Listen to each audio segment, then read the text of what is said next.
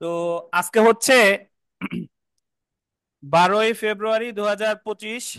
আমাদের bar council preliminary batch 2025-এর ষষ্ঠ class এবং ফৌজদারি কার্যবিধির ষষ্ঠ ক্লাস।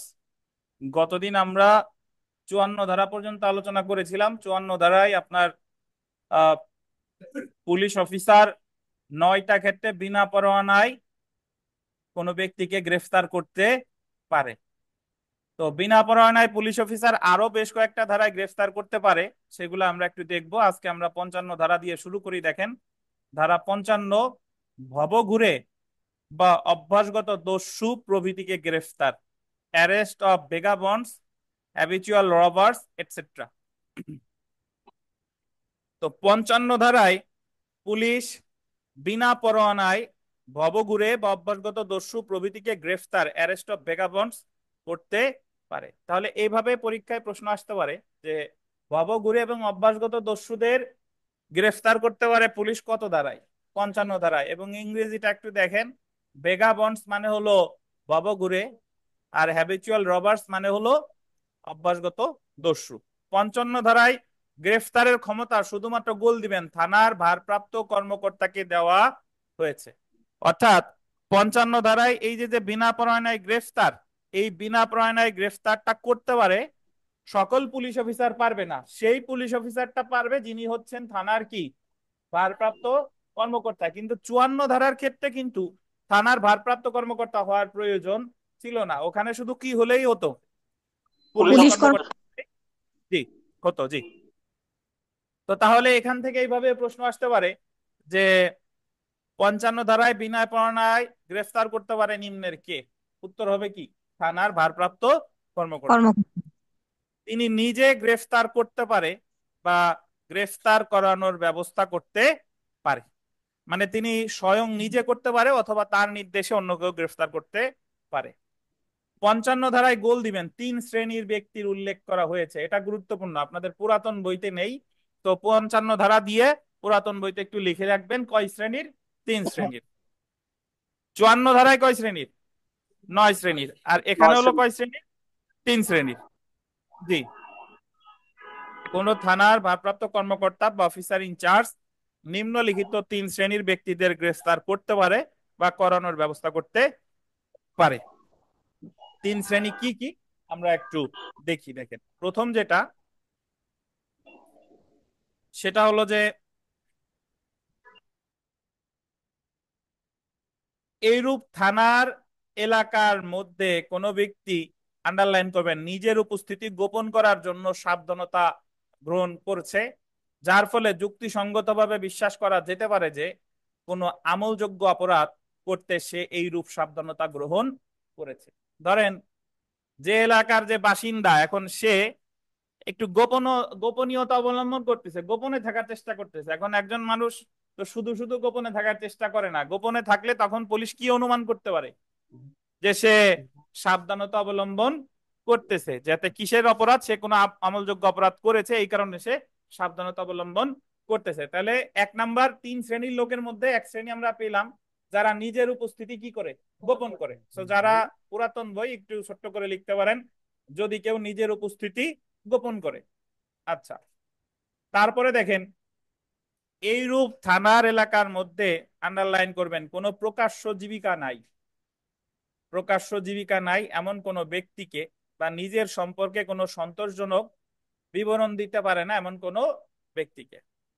আপনার এলাকায় ধরেন পুলিশ একটা, যে একটি জুরিসডিকশনভুক্ত তার এলাকায় সে একজন ব্যক্তি, ধরেন সে বসবাস করে, সে ভালোই মোটামুটি মানে তার আর্থিক অবস্থা ভালো, কিন্তু তার প্রকাশ্য কোনো জীবিকা নাই, এবং যদি বলে যে আপনার ইনকাম সোর্স কি, আপনার এত টাকা পয়সার উৎস কি, তো তার এই সম্পর্কেও সন্তোষজনক কোনো উত্তর যদি না দেয়, তাহলে থানার ভারপ্রাপ্ত কর্মকর্তা গ্রেফতার করতে পারে কত ধারায়? 55 ধারায়। তাহলে 1 নাম্বারে আমরা পেলাম 3 শ্রেণীর মধ্যে যে যার উপস্থিতি গোপন করার যে চেষ্টা করে। 2 নাম্বারে পেলাম যার প্রকাশ্য কোনো জীবিকা নেই এবং নিজের সম্পর্কে যে সন্তোষজনক কোনো কি দিতে পারে না, বিবরণ দিতে পারে না।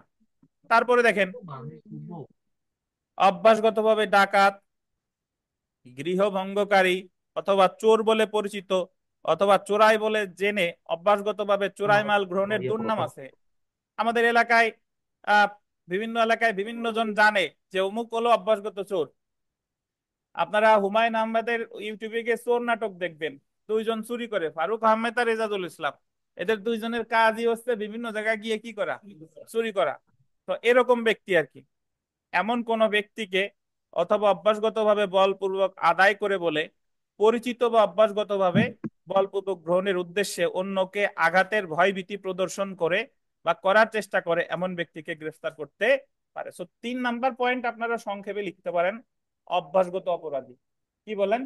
অভ্যাসগত ডাকাত বা দস্যু বা অভ্যাসগত যারা অন্য কোনো অপরাধ করে থাকে তাদেরকেও থানার ভারপ্রাপ্ত কর্মকর্তা গ্রেফতার করতে পারে। কত ধারায়? 55 ধারায়। 55 ধারায়। তাহলে আমরা পেলাম কি? আমরা যা পেলাম সেটা হলো 54 ধারায় পুলিশ কর্মকর্তা গ্রেফতার করতে পারে 9 শ্রেণীর ব্যক্তিকে, আর 55 ধারায় থানার ভারপ্রাপ্ত কর্মকর্তা গ্রেফতার করতে পারে কয় শ্রেণীর ব্যক্তি? 3 শ্রেণীর। যার যে উপস্থিতি গোপনের চেষ্টা করে, যার প্রকাশ্য কোনো জীবিকা নাই, আর যে অভ্যাসগত ডাকাত অথবা দস্যু। এই 3 শ্রেণী। ঠিক আছে, এগুলো মাথায় রাখবেন। আমাদের এখান থেকে 55 ধারা থেকে যেভাবে প্রশ্ন আসতে পারে যে 55 ধারা বিনা পরোয়ানায় কে গ্রেফতার করতে পারে? থানার ভারপ্রাপ্ত কর্মকর্তা। কয় শ্রেণীর ব্যক্তি? সচরাচর প্রশ্ন এর আগে এসেছে যে 54 ধারায় কয় শ্রেণীর ব্যক্তি? 9 প্রকার, এটা সবাই জানে। কিন্তু 55 ধারায় যে 3 প্রকার এটা সবাই জানে না, সো এটা আসতে পারে। এবং আমরা সংক্ষেপে জেনে নিলাম 3 শ্রেণীর হচ্ছে কি কি। ধন্যবাদ। তো সেলফ প্র্যাকটিসে চলে আসেন। দেখেন যে 1 নাম্বার প্রশ্নটাই দেখেন, the code of criminal procedure 1898 এর কত ধারায় ভবঘুরে বা অভ্যাসগত দস্যু প্রভৃতিকে, আন্ডারলাইন করবেন, থানার ভারপ্রাপ্ত কর্মকর্তা গ্রেফতার করতে পারে? কত ধারায়? পঞ্চান্ন 55 ধারায় ধারায়।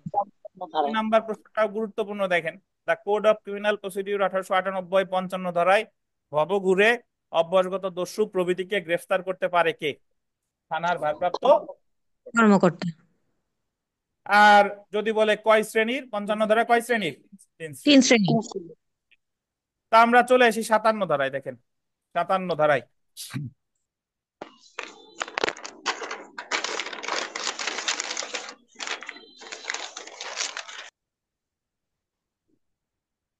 নাম ও বাসস্থান জানাতে অস্বীকৃতি, refusal to give name and residence. বল দিবেন আমল অযোগ্য অপরাধ করেছে, আমল অযোগ্য অপরাধ করেছে এমন অপরাধে অভিযুক্ত ব্যক্তিকে গ্রেফতার করতে 57 ধারায় বল দিবেন পুলিশ কর্মকর্তাকে ক্ষমতা দেওয়া হয়েছে। আমরা জানি যে আমলযোগ্য অপরাধ হলো যে অপরাধের ক্ষেত্রে পুলিশ বিনা পরোয়ানায় কাউকে গ্রেফতার করতে পারে, আর আমল অযোগ্য অপরাধ হলো যে অপরাধের ক্ষেত্রে পুলিশ কাউকে বিনা পরোয়ানায় গ্রেফতার করতে পারে না। এমনকি ওই অপরাধটা যদি পুলিশের সামনেও করে, পুলিশ তাও তাকে বিনা পরোয়ানায় কি গ্রেফতার করতে পারবে না। এখন ধরেন আমলযোগ্য অপরাধ, আমরা যদি ফৌজদারি কার্যবিধির 2য় তফসিলের 3য় কলাম দেখি, সাধারণত যে সকল অপরাধের সাজা 2 বছরের কম, কয় বছরের কম? 2 বছরের কম, সেই সকল অপরাধ হলো, উদাহরণস্বরূপ বলা যায় হলো আমলযোগ্য অপরাধ। তো আমরা দণ্ডবিধি সামনে পড়বো। দণ্ডবিধির ধরেন 323-এর অপরাধ, যে ভলেন্টারিলি কজিং হার্ট, একজনে হালকা চর থাপ্পড় দেওয়া, আঘাত করা, এটা কত?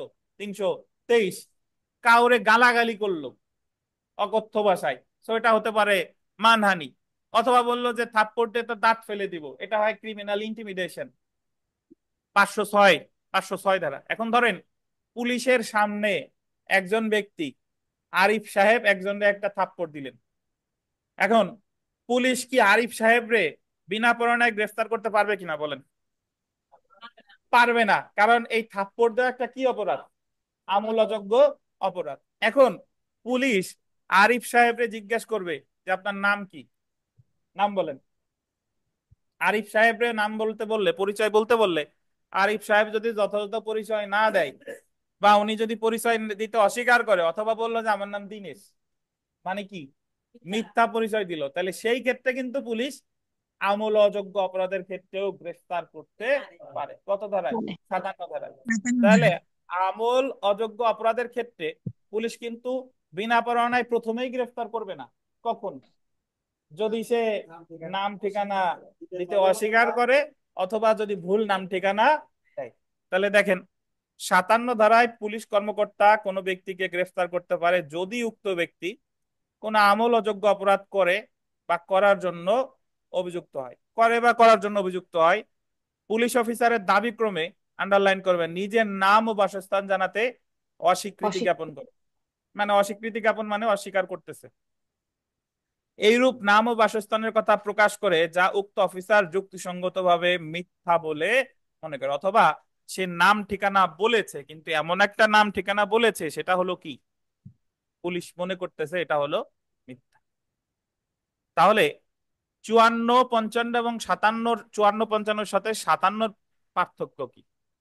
54, 55 উভয় ক্ষেত্রেই ধরেন আমল যোগ্য, আর ওখানে আমল অযোগ্যের কোনো কথা বলা হয়নি। আর 57 ধারায় বলা হয়েছে কি, আমল অযোগ্য অপরাধ যদি করে বা অভিযোগ আসে, এবং সেক্ষেত্রে যে ব্যক্তির বিরুদ্ধে অভিযোগ এসেছে সে যদি নাম ঠিকানা বলতে অস্বীকার করে অথবা যদি কি নাম ঠিকানা দেয়, ভুল নাম ঠিকানা দেয়, তাহলে পুলিশ তাকে বিনা পরোয়ানায় গ্রেফতার করতে পারে। তাহলে 54, 55 আর কত, 57, এই তিনটা ধারার ভিতরে শুধুমাত্র থানার ভারপ্রাপ্ত কর্মকর্তা পারে কত ধারায়, 55 ধারায়।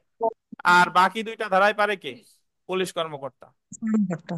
একটু স্টার দিয়ে লেখেন, এখানে স্টার দিয়ে লেখেন যে এছাড়া 151 ধারায়, এছাড়া 151 ধারায়,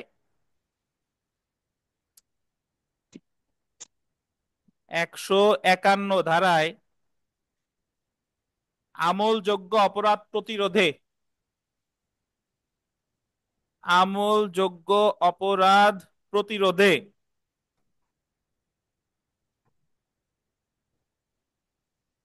পুলিশ কর্মকর্তা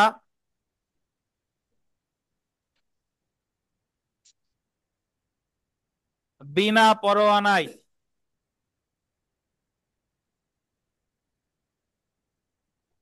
কাউকে গ্রেফতার করতে পারে।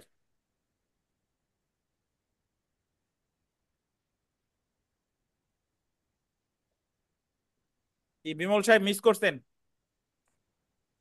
এছাড়া কত ধারায়, 151 ধারা অনুসারে আমলযোগ্য অপরাধ প্রতিরোধে পুলিশ কর্মকর্তা কাউকে কি বলেন, বিনা বিনা পরোয়ানায় গ্রেফতার করতে করতে পারে। পারে। জি। তাহলে আমাদের লিখিত পরীক্ষার সময় বা প্রিলিমিনারি পরীক্ষাতে যদি আসে, আমরা জানবো যে তাহলে আমল মানে আপনার পুলিশ বিনা পরোয়ানায় গ্রেফতার করতে পারে ফৌজদারি কার্যবিধি অনুসারে 54 ধারা, 55 ধারা, 57 ধারা, আর কত ধারা, 151 ধারা। এবং 151 ধারা হলো আমলযোগ্য অপরাধ কি বলেন, প্রতিরোধে। এখন আমলযোগ্য অপরাধ প্রতিরোধের ব্যাখ্যা হলো এরকম যে দুই দল গ্রামবাসী এক জায়গায় জড়ো হইছে, যে তারা মারামারি করবে আর কি, সংঘর্ষ বাঁধবে। এখন পুলিশের কাছে যদি মনে হয় যে এখন যদি কাউকে গ্রেফতার করা না হয় তাহলে মারামারি হানাহানি খুনাখানি কি হয়ে যেতে পারে, তো পুলিশ সেই ক্ষেত্রে আমলযোগ্য অপরাধ যাতে সংগঠিত না হয় এই জন্য বিনা পরোয়ানায় গ্রেফতার করতে পারে কত ধারায়, একশো একশো একান্ন একান্ন জি।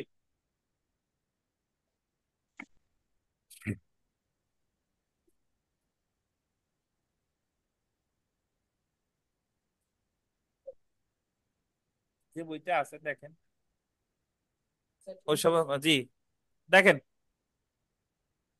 জান্নার তো শেষ নাই। দেখেন, তো আমরা পুলিশ কোন কোন ধারায় বিনা পরোয়ানায় গ্রেফতার করতে পারে আমরা কি জেনে গেলাম, বুঝতে পারছেন? এখন আমরা চলে আসি ধারা 59, ধারা 59। আচ্ছা, তার আগে আমি একটু বলে রাখি যে বিনা পরোয়ানায় গ্রেফতার, গতদিন আমি বলছিলাম, মনোযোগ দিয়ে শুনেন, বিনা পরোয়ানায় গ্রেফতার পুলিশ যেরকম পারে আমি আপনিও পারি, মানে সাধারণ ব্যক্তিও পারে, আবার ম্যাজিস্ট্রেটও পারে। তাহলে এখন দেখবো যে 59 ধারা বেসরকারি ব্যক্তি কর্তৃক গ্রেফতার এবং এইরূপ গ্রেফতারের পরবর্তী কার্যপদ্ধতি। The code of criminal procedure 1898 এর গোল দিবেন 59 ধারায় বেসরকারি ব্যক্তি কর্তৃক গ্রেফতারের ক্ষমতা আলোচনা করা হয়েছে। 59 ধারায় বেসরকারি ব্যক্তির ইংরেজি হচ্ছে প্রাইভেট পার্সন। কি বলেন? Private person. গোল দিবেন দুই শ্রেণীর ব্যক্তিকে, যাদের আপনাদের পুরাতন বইতে নাই, সো লিখে রাখবেন।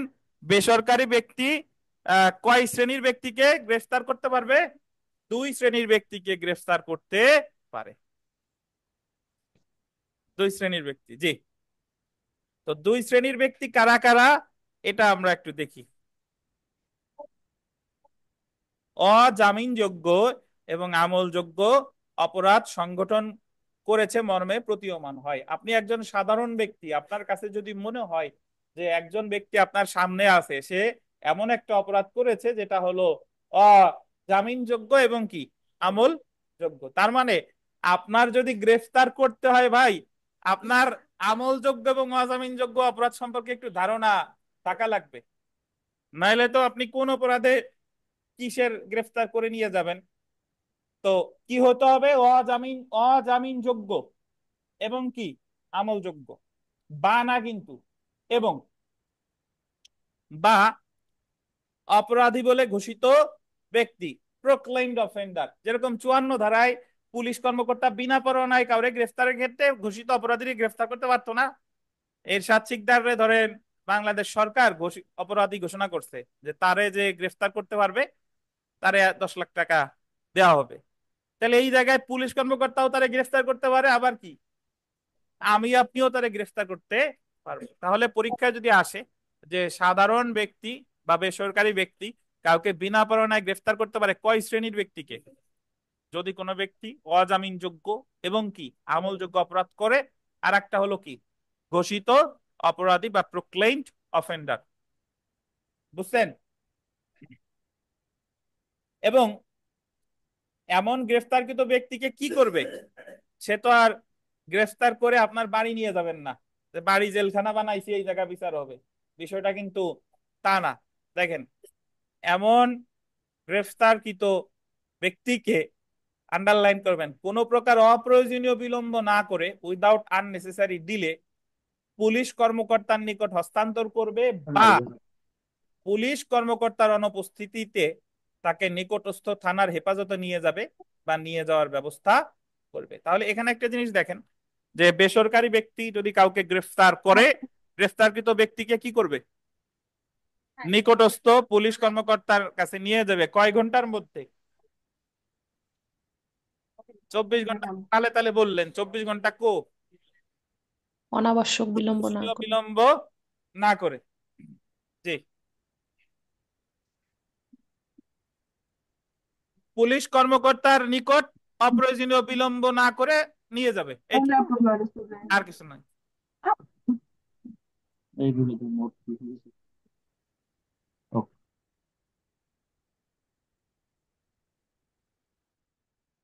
বিগত বছরের প্রশ্ন, সর্বশেষ 2023 সালের পরীক্ষায় এখান থেকে একটা প্রশ্ন এসেছে।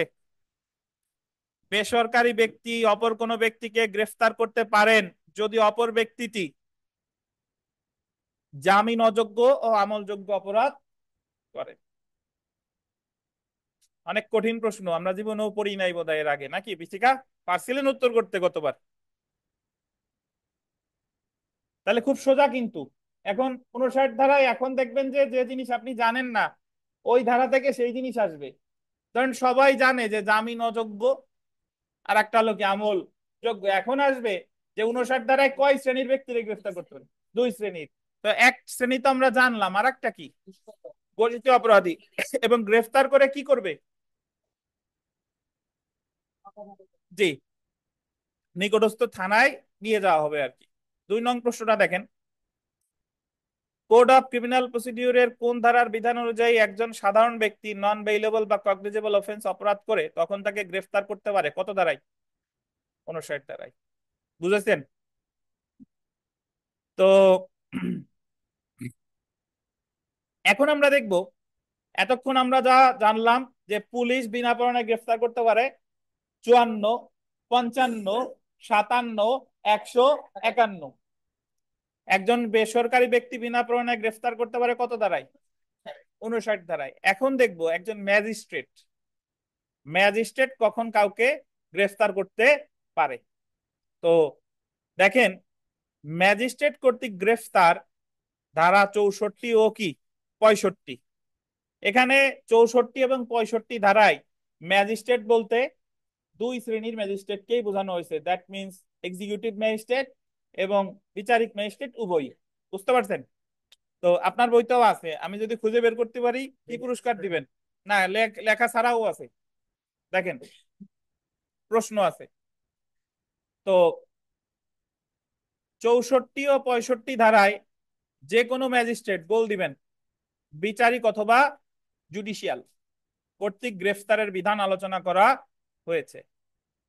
ম্যাজিস্ট্রেটের উপস্থিতিতে অপরাধ করেছে, আন্ডারলাইন করেন, ম্যাজিস্ট্রেটের উপস্থিতিতে, ম্যাজিস্ট্রেটের উপস্থিতিতে অপরাধ করেছে এমন ব্যক্তিকে 64 ধারায় ম্যাজিস্ট্রেট নিজে গ্রেফতার করতে পারে বা গ্রেফতার করতে নির্দেশ দিতে পারে। যাদের বইতে নাই তারা 64 ধারা এইভাবে লিখবেন যে ম্যাজিস্ট্রেটের উপস্থিতিতে যদি কোনো অপরাধ করা হয় তাহলে ম্যাজিস্ট্রেট নিজে স্বয়ং গ্রেফতার করতে পারে অথবা কি অন্য কাউকে নির্দেশ দিতে পারে। এখন প্রশ্ন এসে যায় যে ম্যাজিস্ট্রেটের উপস্থিতিতে কোন ধরনের অপরাধ করলে গ্রেফতার করবে, আমলযোগ্য নাকি আমল অযোগ্য? আব্দুল্লাহ সাহেব বলেন তো কি মনে হয় কোনটা? যে কোনো অপরাধ, আমলযোগ্য হোক আর আমল অযোগ্য হোক, ম্যাজিস্ট্রেটের সামনে কোনো অপরাধ করলেই সেটা নির্বাহী ম্যাজিস্ট্রেট হোক অথবা বিচারিক ম্যাজিস্ট্রেট হোক, সে তাকে কি করতে পারবে? গ্রেফতারের ক্ষমতা সে আছে এবং গ্রেফতার করতে পারবে। তাকে এই ক্ষমতা দেওয়া হয়েছে ফৌজদারি কার্যবিধির কত ধারায়? 64 ধারায়। কত ধারায়? 64 ধারায়। অন্যদিকে ম্যাজিস্ট্রেট তার উপস্থিতিতে যে ব্যক্তিকে গ্রেফতার করতে ক্ষমতাবান, একটু দেখেন, ম্যাজিস্ট্রেট তার উপস্থিতিতে যে ব্যক্তিকে গ্রেফতার করতে ক্ষমতাবান উক্ত ব্যক্তিকে 65 ধারায় ম্যাজিস্ট্রেট নিজে গ্রেফতার করতে পারে বা গ্রেফতার করতে নির্দেশ দিতে পারে। কইরে দুইটা ধারা একই মনে হয়, সো আমি একটু ব্যাখ্যা করতেছি, এই জায়গায় একটু একটা কথা লেখেন। যেমন যেমন 190 ধারায়, যেমন 190 ধারায় অপরাধ আমলে নেওয়ার পরে গ্রেফতার, 190 ধারায় অপরাধ আমলে নেওয়ার পরে গ্রেফতার।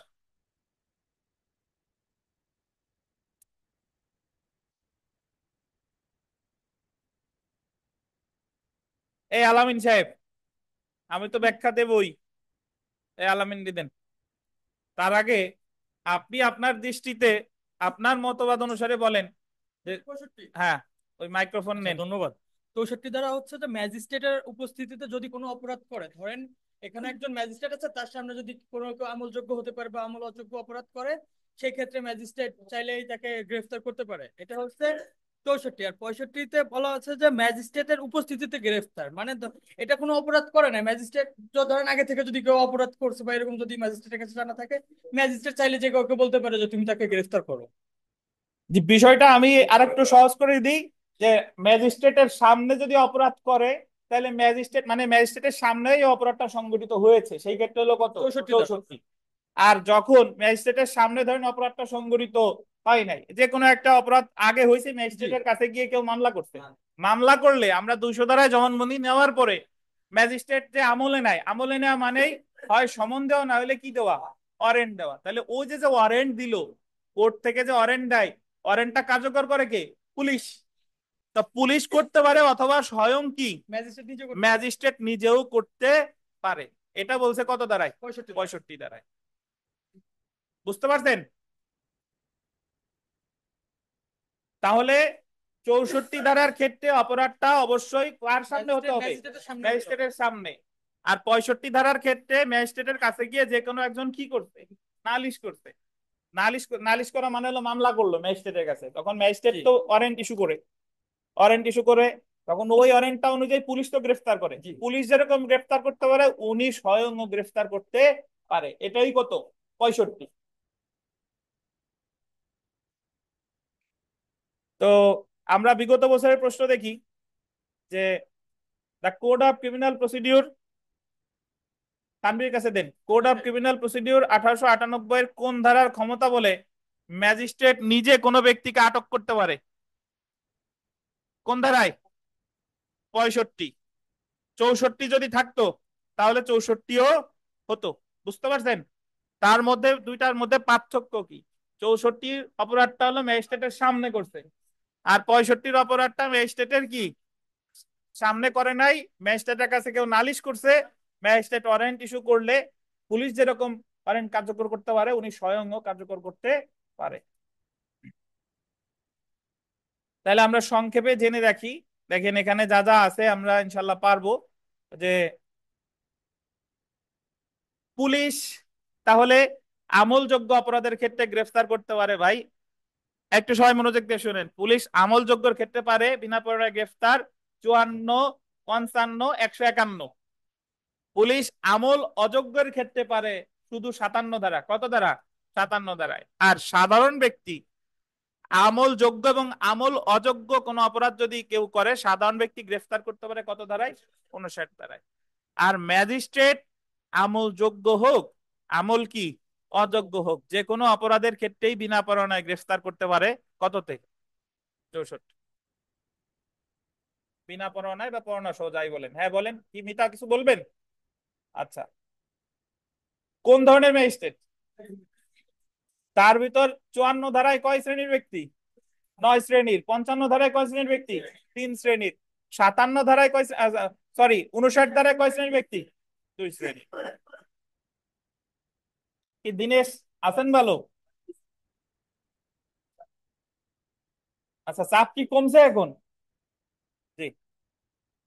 তা জেনে রাখা ভালো, তা চলে আসি। দেখেন ওই জেনে রাখা ভালো, এখানে মোটামুটি যা যা আছে আমি যা যা আমরা আলোচনা করলাম তাই।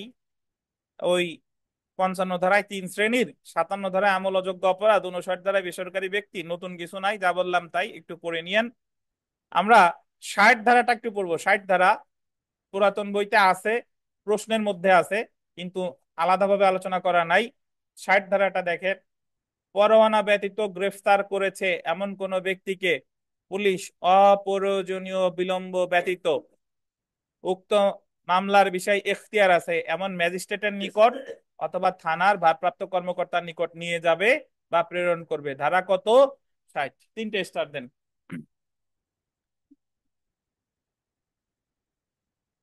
পুলিশ যদি কাউকে বিনা পরোয়ানায় গ্রেফতার করে তাহলে তারে ওই বিষয়ে এখতিয়ার আছে এমন কোন ম্যাজিস্ট্রেটের কাছে নিয়ে যাবে, অথবা কার কাছে নিয়ে যাবে? থানার ভারপ্রাপ্ত কর্মকর্তার কাছে। এটাই বলেছে কত ধারায়? 60 ধারায়। পরীক্ষায় প্রশ্ন আসবে যে বিনা পরোয়ানায় যদি কাউকে গ্রেফতার করা হয় পুলিশ তাকে কার কাছে নিয়ে যাবে? থানার ভারপ্রাপ্ত কর্মকর্তার কাছে অথবা কার কাছে? এখতিয়ার সম্পন্ন ম্যাজিস্ট্রেটের কাছে। কত ধারায়? 60 ধারায়।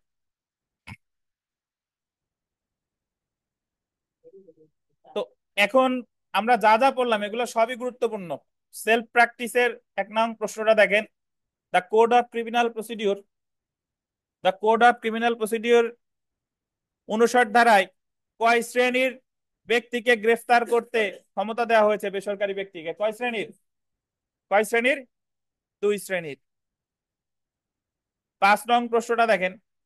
5 নং প্রশ্ন, the code of criminal procedure 1898 57 ধারায় পুলিশ আমল অযোগ্য অপরাধে অভিযুক্ত ব্যক্তিকে গ্রেফতার করতে পারে যদি সে তার নাম ঠিকানা দিতে ব্যর্থ হয়। যে নাম ঠিকানা দিয়েছে তা কি মিথ্যা হলে অভিযুক্ত ব্যক্তির নাম ঠিকানা কি নিশ্চিত হতে উপরের এক্ষেত্রে কি সবগুলোই। এটাও গুরুত্বপূর্ণ। 6 নাম্বার গুরুত্বপূর্ণ বিবিআই দেখেন। আমল অযোগ্য অপরাধে অভিযুক্তর নাম এবং ঠিকানা কত ঘন্টার মধ্যে পুলিশ নিশ্চিত হতে ব্যর্থ হলে অভিযুক্তকে ম্যাজিস্ট্রেটের নিকট পাঠাবে? ওই 57 ধারার কত ঘন্টা বললো? 24 ঘন্টা। 24 ঘন্টার মধ্যে যদি সে নাম ঠিকানা না দেয় বা নাম ঠিকানা পুলিশ নিশ্চিত হতে ব্যর্থ হয় তাহলে কার কাছে পাঠাবে? মানে পাঠাবে তো 60 ধারা অনুসারে ওই যে ম্যাজিস্ট্রেট অথবা ভারপ্রাপ্ত কর্মকর্তা। বাট এটা কত ঘন্টার মধ্যে? 24 ঘন্টা। 8 নং প্রশ্নটা দেখেন বিবিআই 62 ধারার প্রশ্ন, যে মেট্রোপলিটন এলাকায় কতজন ব্যক্তিকে বিনা পরোয়ানায় গ্রেফতার করা হয়েছে তা থানার ভারপ্রাপ্ত কর্মকর্তা রিপোর্ট করবে চিফ মেট্রোপলিটন ম্যাজিস্ট্রেটের নিকট। ধারা কত? 62 বিবিআই। ধরেন ঢাকা মেট্রোপলিটন এলাকায়, দিনেশ সাহেব খুঁজে পাচ্ছেন? ধন্যবাদ। ঢাকা মেট্রোপলিটন এলাকায় কতজন ব্যক্তিকে, ধরেন ঢাকায় যত থানা আছে, পুলিশ যাদেরকে এই 54, 55 এই সকল ধারায় যদি বিনা পরোয়ানায় যদি গ্রেফতার করা হয়, কতজন ব্যক্তিরে গ্রেফতার করলো এটা রিপোর্ট করবে ঢাকা মেট্রোপলিটন এলাকায় কার কাছে? চিফ মেট্রোপলিটন ম্যাজিস্ট্রেটের কাছে। কত ধারায়? ফৌজদারি কার্যবিধির কত ধারায়? 62 ধারায়। খুবই তথ্যবহুল ক্লাস, কিন্তু এগুলো থেকেই প্রশ্ন আসবে, মনে রাখতে হবে। এখন প্রশ্ন এসে যায় যে আদার দেন মেট্রোপলিটন এরিয়ার ক্ষেত্রে কি হবে? যদি ধরেন গোপালগঞ্জ হয়, যদি অন্য কোনো জেলা হয়, মেট্রোপলিটন এলাকা না, তাহলে সেই ক্ষেত্রে কাকে জানাবে? এই দেখেন, সো এখানে একটু বললেন যে মেট্রোপলিটন এলাকার বাইরে, মেট্রোপলিটন এলাকার বাইরে কতজন ব্যক্তিকে বিনা পরোয়ানায় গ্রেফতার করা হয়েছে তা থানার ভারপ্রাপ্ত কর্মকর্তা রিপোর্ট করবে। দেখেন, যদি আমরা ওই হিসাব করি, তাহলে ওই জায়গায় যদি চিফ মেট্রোপলিটন ম্যাজিস্ট্রেট হয়, এই জায়গায় কি হবে? Chief judicial magistrate. আচ্ছা, এইটুক ঠিক আছে, চিফ জুডিশিয়াল ম্যাজিস্ট্রেট, বাট সেই সাথে আরেকজন যুক্ত হবে, তিনি হলেন কি? জেলা ম্যাজিস্ট্রেট। তাহলে মেট্রোপলিটন এলাকায় কিন্তু আপনার জেলা ম্যাজিস্ট্রেটকে জানানো লাগতেছে না, কিন্তু এই জায়গায় জানানো লাগবে মেট্রোপলিটন এলাকার বাইরে কাকে কাকে? জেলা ম্যাজিস্ট্রেট এবং সেই সাথে কে? Chief judicial magistrate. কত ধারায়? 62 ধারায়।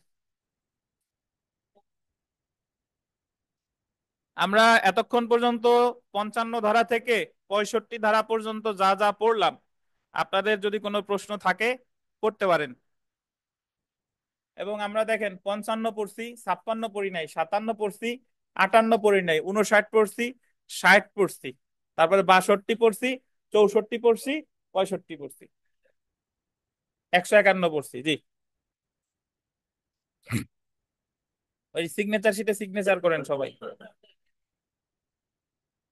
তো এখন আমরা একটু চলে আসি যে বিনা পরোয়ানায় গ্রেফতার এবং পরবর্তী কার্যক্রম, arrest without warrant and subsequent proceedings.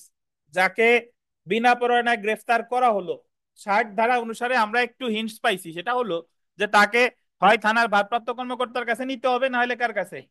ম্যাজিস্ট্রেটের কাছে। এটা আমরা জানছি 60 ধারায়। এখন এই বিষয়টাকে আরো স্পষ্ট করা হয়েছে 61 ধারায়।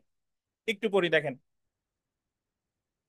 61 ধারায় গ্রেফতারকৃত ব্যক্তিকে গোল দিবেন 24 ঘন্টার বেশি সময় আটক রাখা যাবে না। জি, আচ্ছা, 60 ধারায় বলেছে যে যদি কোনো ব্যক্তিকে বিনা পরোয়ানায় গ্রেফতার করে, তাহলে ওই পুলিশ অফিসার ওই ব্যক্তিকে হয় থানার ভারপ্রাপ্ত কর্মকর্তার কাছে নিবে, আর না হলে ম্যাজিস্ট্রেটের কাছে নিবে। এটা হলো 60।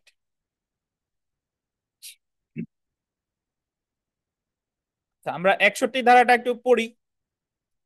The code of criminal procedure 1898 এর 61 ধারায় বলা হয়েছে গ্রেফতারকৃত ব্যক্তিকে গোল দিবেন 24 ঘন্টার বেশি সময় আটক রাখা যাবে না।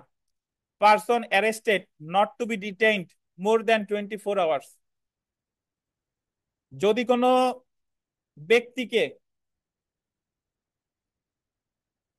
আটক রাখা হয়, পুলিশ যদি কাউকে বিনা পরোয়ানায় আটক রাখে, তাহলে পুলিশ ওই ব্যক্তিকে তার হেফাজতে রাখতে পারবে, ধরেন থানায় রাখতে পারবে সর্বোচ্চ কত ঘন্টা? 24 ঘন্টা। 61 ধারায় আলো বলা হয়েছে গ্রেফতারকৃত ব্যক্তিকে 167 ধারায় ম্যাজিস্ট্রেটের বিশেষ আদেশ ব্যতীত 24 ঘন্টার অধিক সময় পুলিশ হেফাজতে আটক রাখা যাবে না। অর্থাৎ 24 ঘন্টার অধিক সময় আটক রাখতে হলে আন্ডারলাইন করবেন 167 ধারায় ম্যাজিস্ট্রেটের নিকট হতে, আন্ডারলাইন করবেন, বিশেষ আদেশ অনুসারে আটক রাখতে হবে। 24 ঘন্টা হিসাব করার ক্ষেত্রে গ্রেফতারের স্থান হতে ম্যাজিস্ট্রেটের আদালতে যাওয়ার সময় বাদ দিতে হবে। ধরেন একজন ব্যক্তিকে গ্রেফতার করা হলো, এখন বিনা পরোয়ানায় গ্রেফতার করছে, তাহলে পুলিশ ওই ব্যক্তিকে তার হেফাজতে রাখতে পারবে সর্বোচ্চ কত ঘন্টা?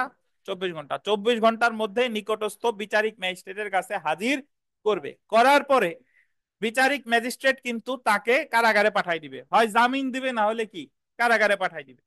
এখন পুলিশের যদি মনে হয় যে তদন্তের স্বার্থে ওই গ্রেফতারকৃত ব্যক্তিকে পুলিশের হেফাজতে আরো কিছুক্ষণ রাখা দরকার, তাহলে পুলিশ তো আর রাখতে চাইলে আবেদনটা করতে হবে কার কাছে? ম্যাজিস্ট্রেটের কাছে। এই যে যে আবেদনটা করে এটাটা বলে রিমান্ডের আবেদন। কি বলেন? রিমান্ডের আবেদন। আর রিমান্ড শব্দের অর্থ হলো ফেরত পাঠানো, টু সেন্ড ব্যাক। রিমান্ড শব্দের অর্থ কি? ফেরত পাঠানো। আদালত যদি পুলিশের ব্যাখ্যায় সন্তুষ্ট হয় তখন আদালত ওই কারাগার থেকে ওই আসামিকে, অভিযুক্তকে পাঠাবে কার কাছে? পুলিশের কাছে। এটারে বলে রিমান্ড। রিমান্ড মঞ্জুর করলে কারাগার থেকে আসামিরে, অভিযুক্ত ব্যক্তিকে ফেরত পাঠাবে কার কাছে? পুলিশের কাছে। এবং এক্ষেত্রে সর্বোচ্চ রিমান্ড মঞ্জুর করতে পারে কতদিন? 15 দিন। 167-2 ধারায় সেটা আসতেছি। তাহলে আমরা সাধারণত, সাধারণ মানুষ বা এটা প্রচলিত যে সবাই মোটামুটি এটা জানি যে রিমান্ড মানেই হলো অভিযুক্তরে অত্যাচার করা, শারীরিক নির্যাতন করা। কিন্তু অ্যাকচুয়ালি আইনে কিন্তু বলছে যে পুলিশ যদি বিনা পরোয়ানায় কাউরে আটক করে এবং তারে যদি 24 ঘন্টা সর্বোচ্চ পুলিশ তার কাছে, মানে ওই ব্যক্তিকে পুলিশ তার কাছে রাখতে পারবে সর্বোচ্চ কত ঘন্টা? 24 ঘন্টা। তদন্তের স্বার্থে যদি ওই ব্যক্তিকে পুলিশের নিকট আরো বেশি সময় রাখার দরকার হয় তাহলে পুলিশ এই বেশি সময় রাখার আবেদনটা করবে কার কাছে? ম্যাজিস্ট্রেটের কাছে। এবং আদালত যদি আবেদন মঞ্জুর করে তাহলে আদালত ওই আসামিকে ফেরত পাঠাবে কার কাছে? পুলিশের কাছে। সর্বোচ্চ কত দিনের জন্য? 15 দিনের জন্য। এই যে যে ফেরত পাঠাইলো এটারই কি বলে? রিমান্ড। এখন একটু শুনেন, রিমান্ড মানে হলো ফেরত পাঠানো। কি বলেন? ফেরত পাঠানো। রিমান্ড দেওয়ানি মামলায়ও আছে, রিমান্ড ফৌজদারি মামলায়ও আছে। ফৌজদারি মামলায় ফেরত পাঠায় অভিযুক্তকে কারাগার থেকে কার কাছে? পুলিশের কাছে। আর দেওয়ানি মামলায় ফেরত পাঠায় মামলাকে, মামলা আপিল আদালত ফেরত পাঠায় বিচারিক আদালতে মূল মামলা। বুঝতে পারছেন? তো এক জায়গার ব্যাখ্যা আর এক জায়গায় দিলে হবে না।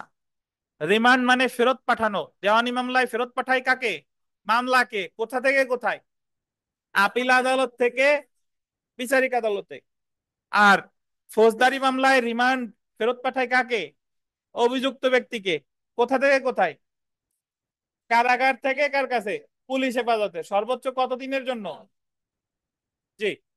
এবং এখানে ভাইবাতে একটা প্রশ্ন জিজ্ঞাসা করে, সেটা হলো যে এই যে যে 24 ঘন্টা রাখবে, এই 24 ঘন্টা ম্যাজিস্ট্রেটের কাছে নিতে, ধরেন এমন একটা থানা আছে, ওই থানা থেকে দুর্গম এলাকা ম্যাজিস্ট্রেটের কাছে নিতেই ধরেন 5-6 ঘন্টা লাগে।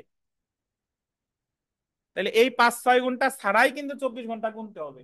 বুঝতে পারছেন? পুলিশ তার হেফাজতে রাখতে হবে সর্বোচ্চ 24 ঘন্টা। আর ওই যে 5-6 ঘন্টা যাতায়াতে লাগলো এই সময়টা গণনা থেকে কি যাবে? বাদ যাবে। মানে 24 ঘন্টা থেকে বাদ যাবে না কিন্তু। তাহলে যদি আমি আমি যদি এইভাবে বলি যে ধরেন কোর্টে যাইতে লাগে 5 ঘন্টা, তাহলে পুলিশ কি তাইলে রাখতে পারবে 24 - 5 19 ঘন্টা? 19 ঘন্টা না কিন্তু।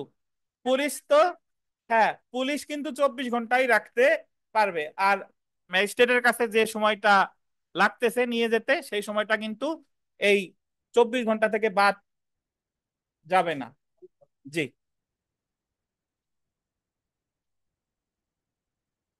তো একটু পরি দেখেন।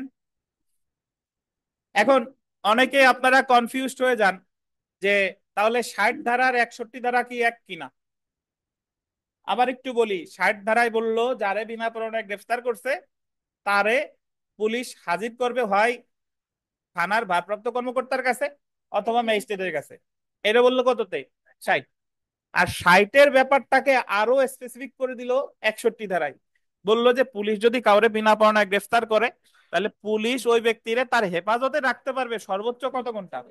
24 ঘন্টা। আর 24 ঘন্টার মধ্যেই তাকে হাজির করতে হবে নিকটস্থ কার কাছে? 24 ঘন্টার 1 সেকেন্ডও যদি পুলিশ বেশি তারে রাখে তাহলে এটা হচ্ছে কি? বেআইনি। আচ্ছা, জি মাসুদ। আচ্ছা আচ্ছা, সেটা যার মনে যত প্রশ্ন আছে জমায় রাখেন।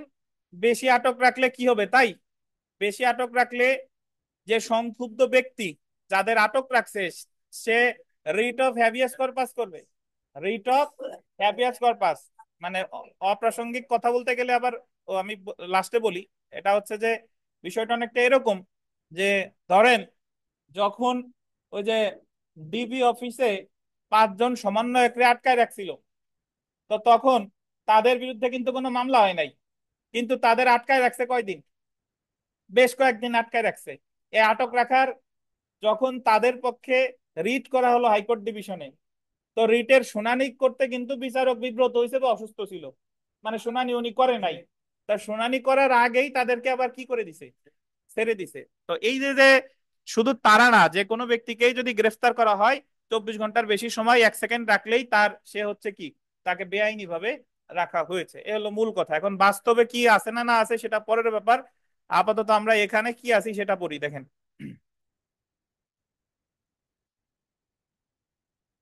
অভিযুক্তকে জুডিশিয়াল ম্যাজিস্ট্রেটের নিকট প্রেরণ,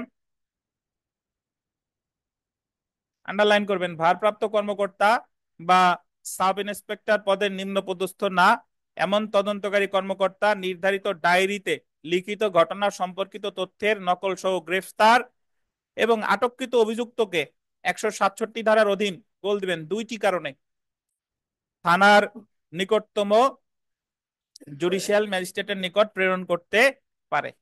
আন্ডারলাইন করবেন, পুলিশ 24 ঘন্টার মধ্যে তদন্ত শেষ করতে না পারলে এবং অভিযুক্ত ব্যক্তির বিরুদ্ধে অভিযোগ এবং তথ্য সুপ্রতিষ্ঠিত বলে বিশ্বাসযোগ্য বলে। বিষয়টা হলো যে আপনি যদি 24 ঘন্টার মধ্যে তদন্ত শেষ করতে না পারেন তখনই এবং আপনার কাছে যদি মনে হয় যে তদন্ত করতে আরো সময় দরকার এবং এই অপরাধী এমন অপরাধী যে একে জিজ্ঞাসাবাদ করলে আরো অনেক তথ্য বের হতে পারে, তাহলে সেই ক্ষেত্রেই কিসের আবেদন করবে, রিমান্ডের আবেদন করবে।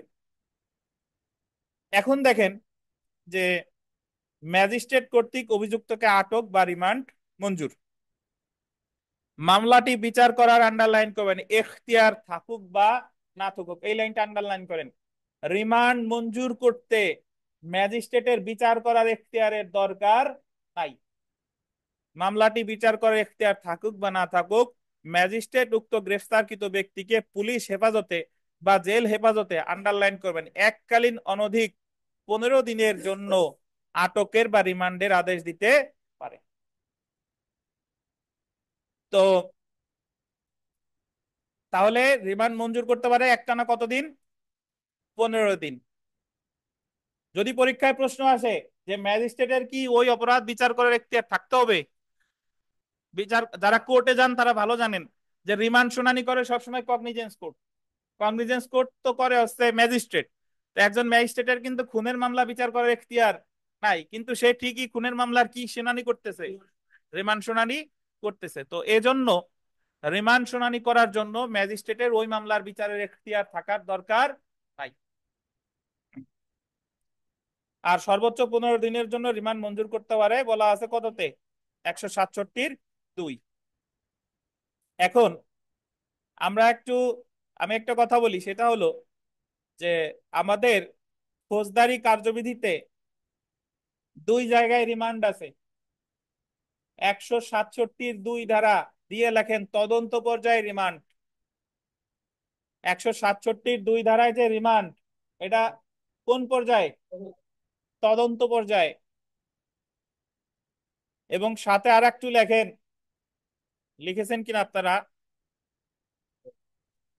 344 ধারা দিয়ে লেখেন বিচারিক পর্যায়ে রিমান্ড। 344 ধারা দিয়ে লেখেন বিচারিক পর্যায়ে রিমান্ড।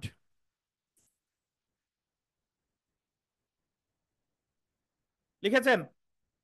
এবং সেই সাথে একটা কথা লেখেন যে রিমান্ড শব্দটার উল্লেখ আছে শুধুমাত্র 344 ধারায়। রিমান্ড শব্দটার উল্লেখ আছে কত ধারায়, 344 ধারায়। আপনি যদি 167 ধারায় গিয়ে খুঁজেন কোথাও রিমান্ড শব্দটা পাবেন না। তাহলে রিমান্ড শব্দটার উল্লেখ আছে কত ধারায়?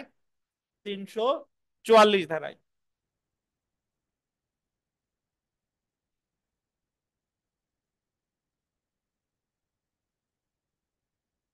এই বিথিকা, নেন মাইক্রোফোন হাতে নেন, বলেন যে রিমান্ড আমাদের ফৌজদারি কার্যবিধিতে কয় প্রকার রিমান্ড আছে? অত দূরে রাখলে হবে না, কাছে নেন। 2 প্রকার। কি কি? কখন আর কখন বলেন? 167-2 আর 344। এই দুই রিমান্ডের মধ্যে পার্থক্য কি? তদন্ত পর্যায়ে হলো 162, আর 344 ধারা হচ্ছে বিচারিক পর্যায়ে। 344 ধারা হলো বিচারিক পর্যায়ে। ধন্যবাদ।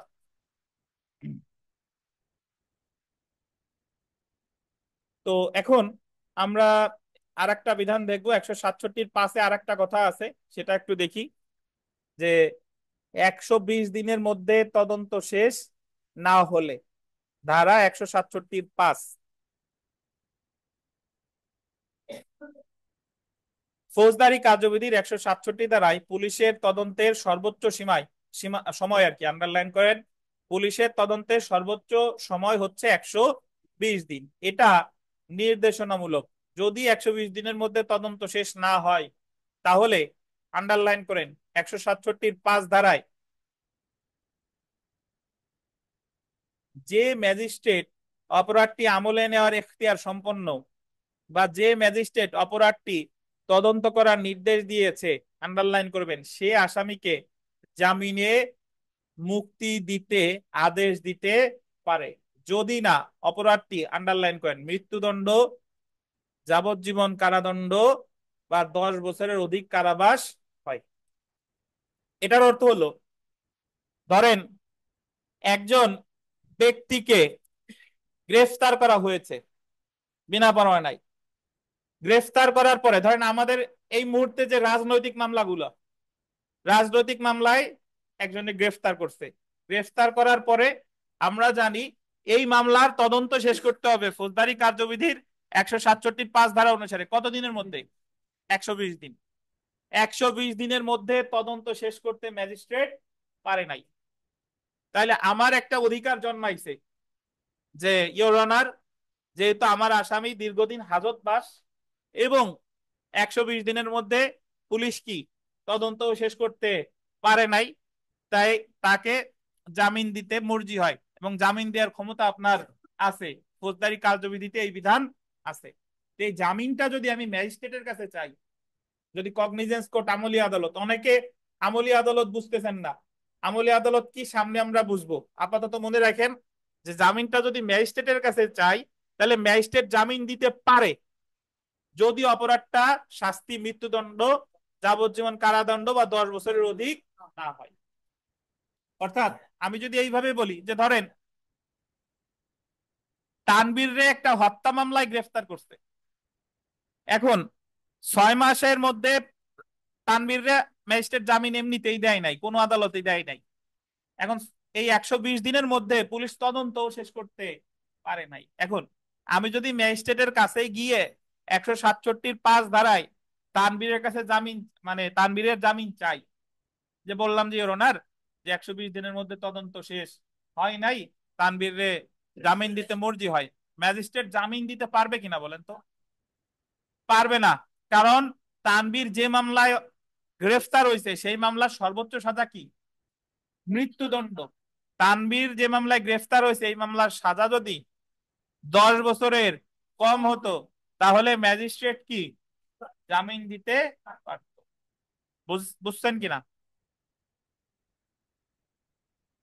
পরেরটা দেখেন, তবে দায়রা আদালত তার সন্তুষ্টি অনুযায়ী মৃত্যুদণ্ডে দণ্ডনীয় অপরাধ, যাবজ্জীবন কারাদণ্ডে দণ্ডনীয় অপরাধ বা 10 বছরের অধিক মেয়াদের কারাদণ্ডে দণ্ডিত মেয়াদের ক্ষেত্রেও আসামিকে জামিন দিতে পারে। 167-5 ম্যাজিস্ট্রেট পারতেছে না মৃত্যুদণ্ড, যাবজ্জীবন কারাদণ্ড বা 10 বছরের অধিক, কিন্তু দায়রা আদালত সবকিছুই কি পারে, জামিন দিতে পারে। তাহলে তানবীরের জামিনটা যদি আমি কোথায় চাইতাম? দায়রা আদালতে চাইতাম, দায়রা আদালত কিন্তু জামিন দিতে পারতো। এখন আপনারা বলেন জামিন দিতে কি বাধ্য? আপনি যদি বলেন যে 167-5 বলা আছে 120 দিনের মধ্যে তদন্ত শেষ হয় নাই, জামিন দিতেই হবে, না দিয়ে আপনি যাবেন কই? জামিন দিতে কিন্তু বাধ্য না। আচ্ছা, তো এখানে আর একটা কথা আছে, আহ, একটু শেষ করি তারপরে বলি। দেখেন, অর্থাৎ 120 দিনের মধ্যে পুলিশ কোনো অপরাধের তদন্ত শেষ না করতে পারলে এখতিয়ার সম্পন্ন ম্যাজিস্ট্রেট মৃত্যুদণ্ডে দণ্ডনীয় অপরাধ বা যাবজ্জীবন কারাদণ্ডে দণ্ডনীয় কোনো অপরাধ বা যে অপরাধের শাস্তি 10 বছরের বেশি সেই অপরাধ ছাড়া অন্যান্য অপরাধের ক্ষেত্রে আসামিকে জামিনে মুক্তি দিতে পারে। কিন্তু 120 দিনের মধ্যে তদন্ত শেষ না হলে দায়রা আদালত, আন্ডারলাইন করবেন, সকল ধরনের অপরাধের ক্ষেত্রে আসামিকে জামিনে মুক্তি দিতে পারে। কিন্তু এই ক্ষেত্রে জামিনে মুক্তি দেওয়া আদালতের বল দিবেন বিবেচনামূলক ক্ষমতা। তবে একটু স্টার দিয়ে একটা কথা লেখেন যে 167-র 5 ধারার বিধান, 167 ব্র্যাকেটে 5 ধারার বিধান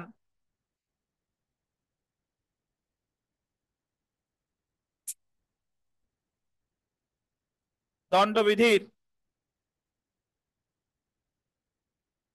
দণ্ডবিধির 400 ও 401 ধারার অপরাধের ক্ষেত্রে প্রযোজ্য নয়। দণ্ডবিধির 400 এবং 401 ধারার অপরাধের ক্ষেত্রে প্রযোজ্য হয়।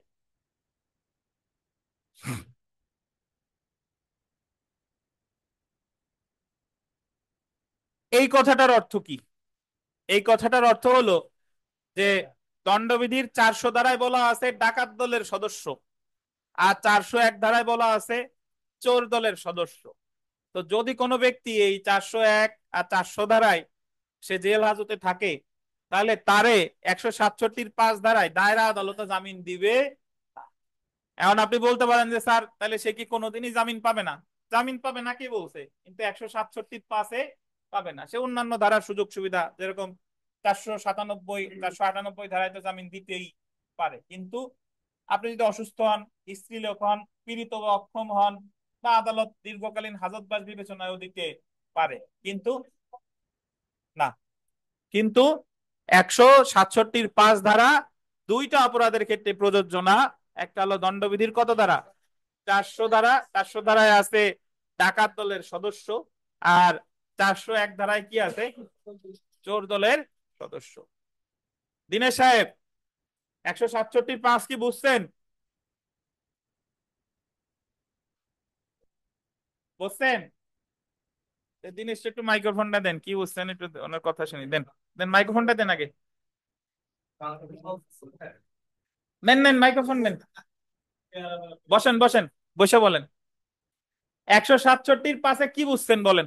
মানে 167-5-এ বলছে কি যে ওই যে 120 দিনের মধ্যে যদি তদন্ত শেষ না হয়, সেক্ষেত্রে ওই বিবেচনামূলক ভাবে ওই আসামিকে জামিন দিতে পারে।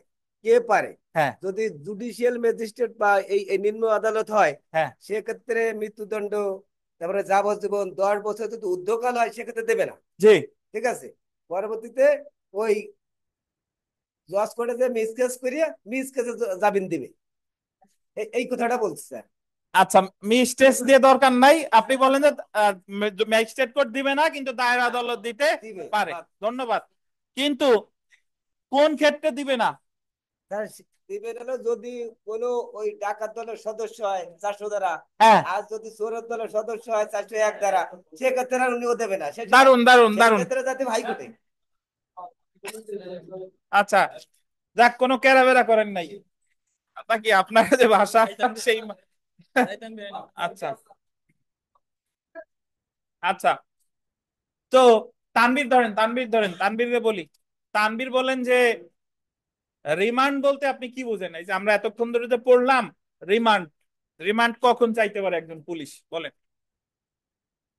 পুলিশ তদন্তের স্বার্থে আসামি আসামিকে হচ্ছে জিজ্ঞাসাবাদের জন্য এবং তথ্য উদ্ঘাটনের জন্য সে হচ্ছে রিমান্ড চাইতে পারে। কখন পারে? আর পুলিশ হচ্ছে আহ, আপনাকে আমি প্রশ্ন করি, উত্তর দেন। যে একজন বিনা পরোয়ানায় যদি কাউকে গ্রেফতার করা হয়, তাহলে ওই অভিযুক্তকে একজন পুলিশ অফিসার কতক্ষণ রাখতে পারবে?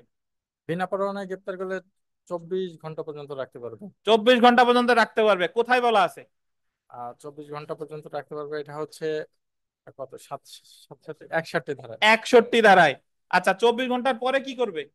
24 ঘন্টার পরে তাকে হচ্ছে নিকটস্থ এখতিয়ার সম্পন্ন ম্যাজিস্ট্রেটের কাছে প্রেরণ করবে।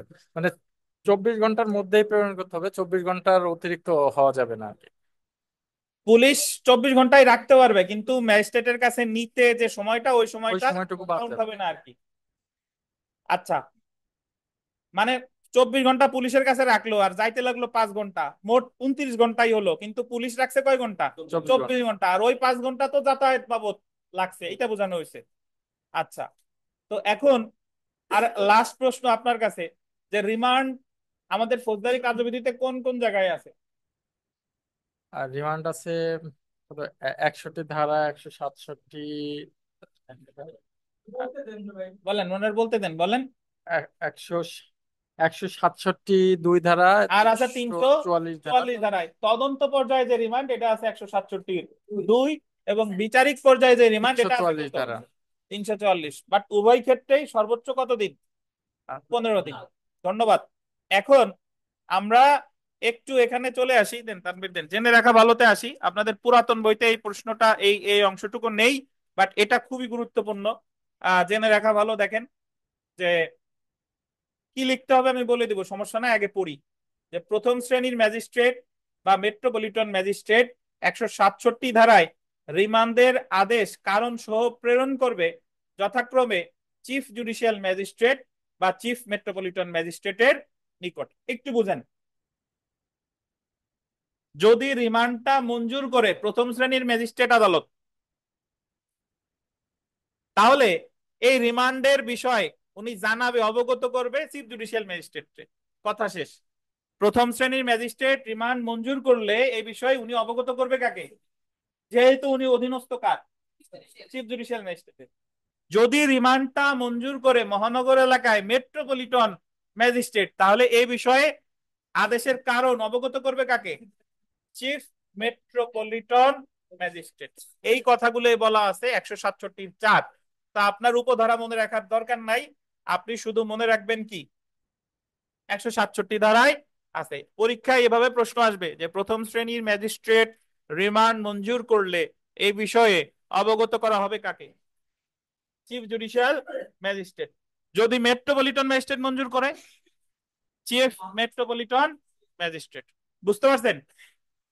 এখন এবং চিফ জুডিশিয়াল ম্যাজিস্ট্রেট বা চিফ মেট্রোপলিটন ম্যাজিস্ট্রেট 167 ধারার রিমান্ডের আদেশ কারণ সহ প্রেরণ করবে যথাক্রমে দায়রা আদালত অথবা কে?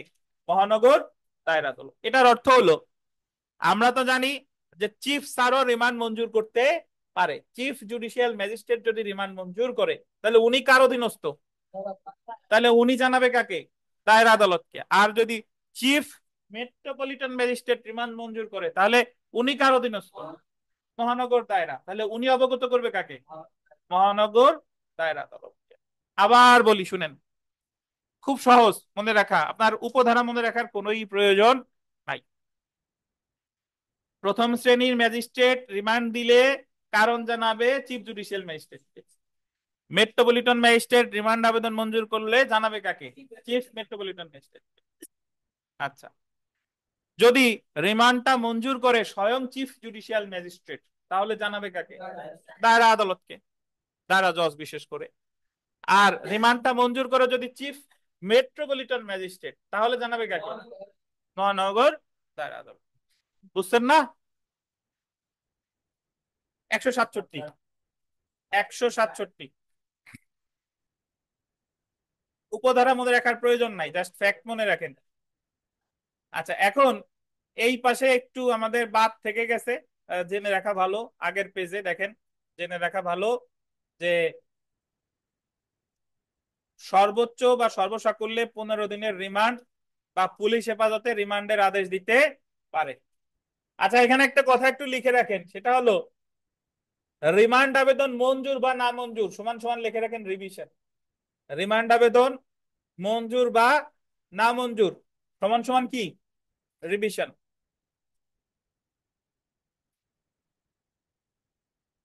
রিমান্ড আবেদন মঞ্জুর বা না মঞ্জুর কি লিখবেন? রিভিশন।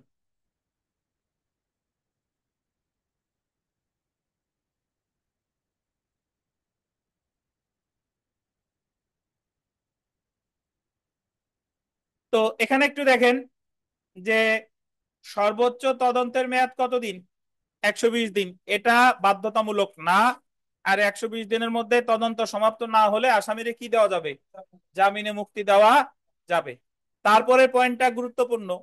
তৃতীয় বা দ্বিতীয় শ্রেণীর ম্যাজিস্ট্রেট যদি তাকে বিশেষভাবে ক্ষমতা না দেওয়া হয় তাহলে সে 167 ধারার আটক আদেশ দিতে পারবে না। একটু বুঝেন, দ্বিতীয় তৃতীয় শ্রেণীর ম্যাজিস্ট্রেট রিমান্ড মঞ্জুর করতে পারবে না।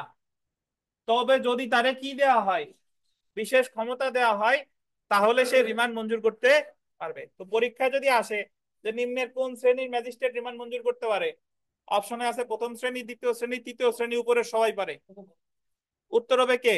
প্রথম শ্রেণী। কিন্তু দ্বিতীয় তৃতীয় যদি কি দেওয়া হতো? বিশেষ ক্ষমতা দেওয়া হতো, তাহলে তারা পারে। তারপরে দেখেন 167(5) ধারায় জামিন মঞ্জুর করা আদালতের কি ক্ষমতা? বিবেচনামূলক ক্ষমতা। তাহলে আমরা একটু বিগত বছরের প্রশ্ন চলে চলে আসি। এগুলা থেকে প্রচুর প্রশ্ন এসেছে দেখেন। সব পারবো ইনশাল্লাহ, এখানে যা যা আছে সব পারা যাবে। 1 নং প্রশ্নটা দেখেন যে তদন্তকালে ম্যাজিস্ট্রেট কোন আসামিকে পুলিশ হেফাজতে রাখার জন্য তদন্তকারী পুলিশ কর্মকর্তাকে ক্ষমতা দিতে পারে অনধিক কতদিন? মানে রিমান্ড মঞ্জুর করতে পারে কতদিন? 15 দিন। তারপরে 2 নং প্রশ্নটা দেখেন যে মৃত্যুদণ্ডে দণ্ডনীয় কোনো অপরাধের তদন্ত যদি 120 দিনের মধ্যে সমাপ্ত না হয় তবে আসামিরে জামিনে মুক্তি দিতে পারে নাকি? এই মুক্তিটা কে দিতে পারে? দায়রা আদালত, দায়রা জজ আর কি। তো তারপরে 3 নং প্রশ্নটা দেখেন যে গ্রেফতারকৃত ব্যক্তিকে আদালতে সোপর্দের আগে কত ঘন্টা পর্যন্ত পুলিশ হেফাজতে রাখা যায়? কত ঘন্টা? 24 ঘন্টা। 4 নং প্রশ্নটা একটু দেখি যে কোড অফ ক্রিমিনাল প্রসিডিওর 1898 অনুসারে 120 দিনের মধ্যে মামলার তদন্ত কার্য সম্পন্ন করার বিধানটি কি বলেন তো? নির্দেশনামূলক।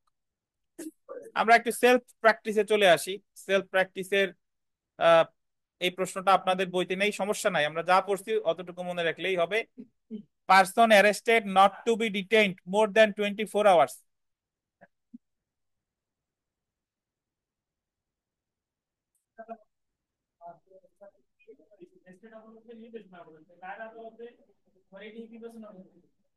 নির্দেশনামূলক আর বিবেচনামূলক একই। যেই নির্দেশনামূলক সেই বিবেচনামূলক। বুঝতে পারছেন?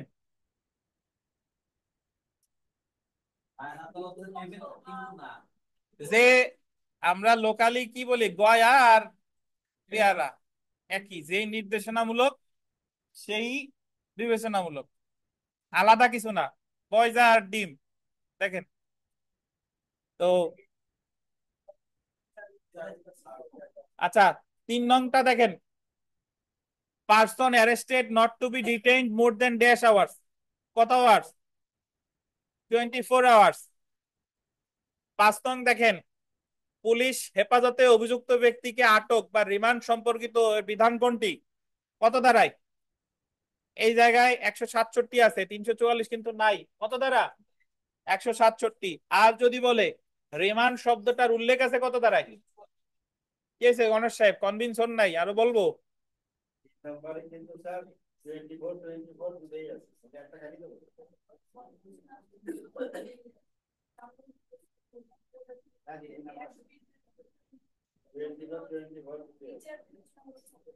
আচ্ছা, ধন্যবাদ। যেখানে নির্দেশনামূলক থাকবে সেখানে নির্দেশনামূলকই। যদি এখানে নির্দেশনামূলক শব্দটা না থাকতো তখন উত্তর হতো বিচার বিবেচনামূলক। বুঝতে পারছেন? মানে বিষয়টা হলো আপনাদের এটা পারা উচিত। আমি বলি যে ধরেন উদাহরণস্বরূপ বলি যে তদন্ত শেষে তদন্তের সীমা কতদিন? 120 দিন। এক অপশনে আছে 120 দিন, আর এক অপশনে আছে 4 মাস, এক অপশনে আছে 5 মাস, এক অপশনে আছে 6 মাস। উত্তর কোনটা? 120 দিন। যদি 120 দিন না থাকতো 4 মাস উত্তর হতো। বুঝছেন? মাল্টিপল চয়েস কোশ্চেন, এই এটা আপনার এই চারটার ভিতরে সবচেয়ে কি বেশি যেটা যৌক্তিক সেটা উত্তর। এমন না যে ওই বাকিগুলাও কিন্তু উত্তর হতে পারে, কিন্তু সবচেয়ে বেশি যেটা যৌক্তিক সেটা হবে কি বলেন উত্তর। জি, তাহলে 6 নং প্রশ্নটা দেখেন, কয়টি কারণে পুলিশ আটককৃত ব্যক্তিকে নিকটতম জুডিশিয়াল ম্যাজিস্ট্রেটের নিকট হাজির করবে? ওই যে 2টি কারণ, মানে হলো 24 ঘন্টার মধ্যে যদি তদন্ত শেষ করতে না পারে, আর সে যদি অপরাধ করেছে এটা যদি কি মনে হয়, সুপ্রতিষ্ঠিত মনে হয়। আচ্ছা, 13 নং প্রশ্নটা দেখেন, আপনাদের পুরাতন বইতেও আছে, সমস্যা নাই। পুলিশি তদন্তের 120 দিন গণনা শুরু হবে কখন? অপরাধ সংগঠনের সংবাদ প্রাপ্তির তারিখ হতে আর ম্যাজিস্ট্রেটের তদন্তের আদেশ আদেশ হতে, দুইটাই যৌক্তিক। 15 নম্বরটা দেখেন, মৃত্যুদণ্ডে দণ্ডনীয় কোনো অপরাধের তদন্ত যদি 120 দিনের মধ্যে সমাপ্ত না হয় তবে আসামিকে জামিনে মুক্তি দিতে পারে কে? দায়রা আদালত। মনে আছে? 17টা দেখেন, ফৌজদারি কার্যবিধির 167(5) বিধান, অর্থাৎ 120 দিনের মধ্যে তদন্ত শেষ না হলে আসামিকে জামিনে মুক্তি দিতে হবে, এই বিধানটি প্রযোজ্য হবে না দণ্ডবিধির কত কত ধারা? 400 আর 401। আর একেবারে নিচে, পেজের নিচে দেখেন 400 আর 401-এ কি আছে? 400 ধারায় আছে ডাকাত দলের সদস্য হওয়া, আর 401-এ কি আছে? চুরির সদস্য হওয়া, চোরের দলের আর কি। 18 নম্বর প্রশ্নটা দেখেন, 167 ধারার অধীন কোনো আটক আদেশ দিতে পারে না দ্বিতীয় বা কি তৃতীয় শ্রেণীর ম্যাজিস্ট্রেট। এখন এই প্রশ্নটাই দেখেন যে এই জায়গায় তো খ তৃতীয় শ্রেণীর ম্যাজিস্ট্রেটও পারে না, আবার গ তৃতীয় শ্রেণীর ম্যাজিস্ট্রেটও পারে না, কিন্তু এই খ গর চেয়ে বেশি যৌক্তিক কোনটা? ঘ, কারণ দুইটাই একসাথে আছে কোন অপশনে? ঘ অপশনে। তাহলে দ্বিতীয় বা তৃতীয় শ্রেণীর ম্যাজিস্ট্রেট।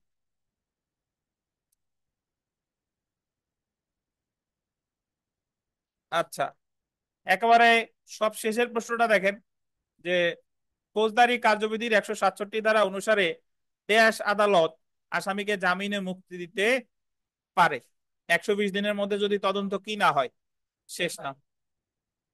তো আমাদের নামাজের বিরতি, আপনারা একটু টি ব্রেক নেন, চাটা খান বা নামাজের বিরতি, এরপরে আবার আমরা 10 মিনিট 12 মিনিট পরে আবার আমরা শুরু করব ইনশাল্লাহ।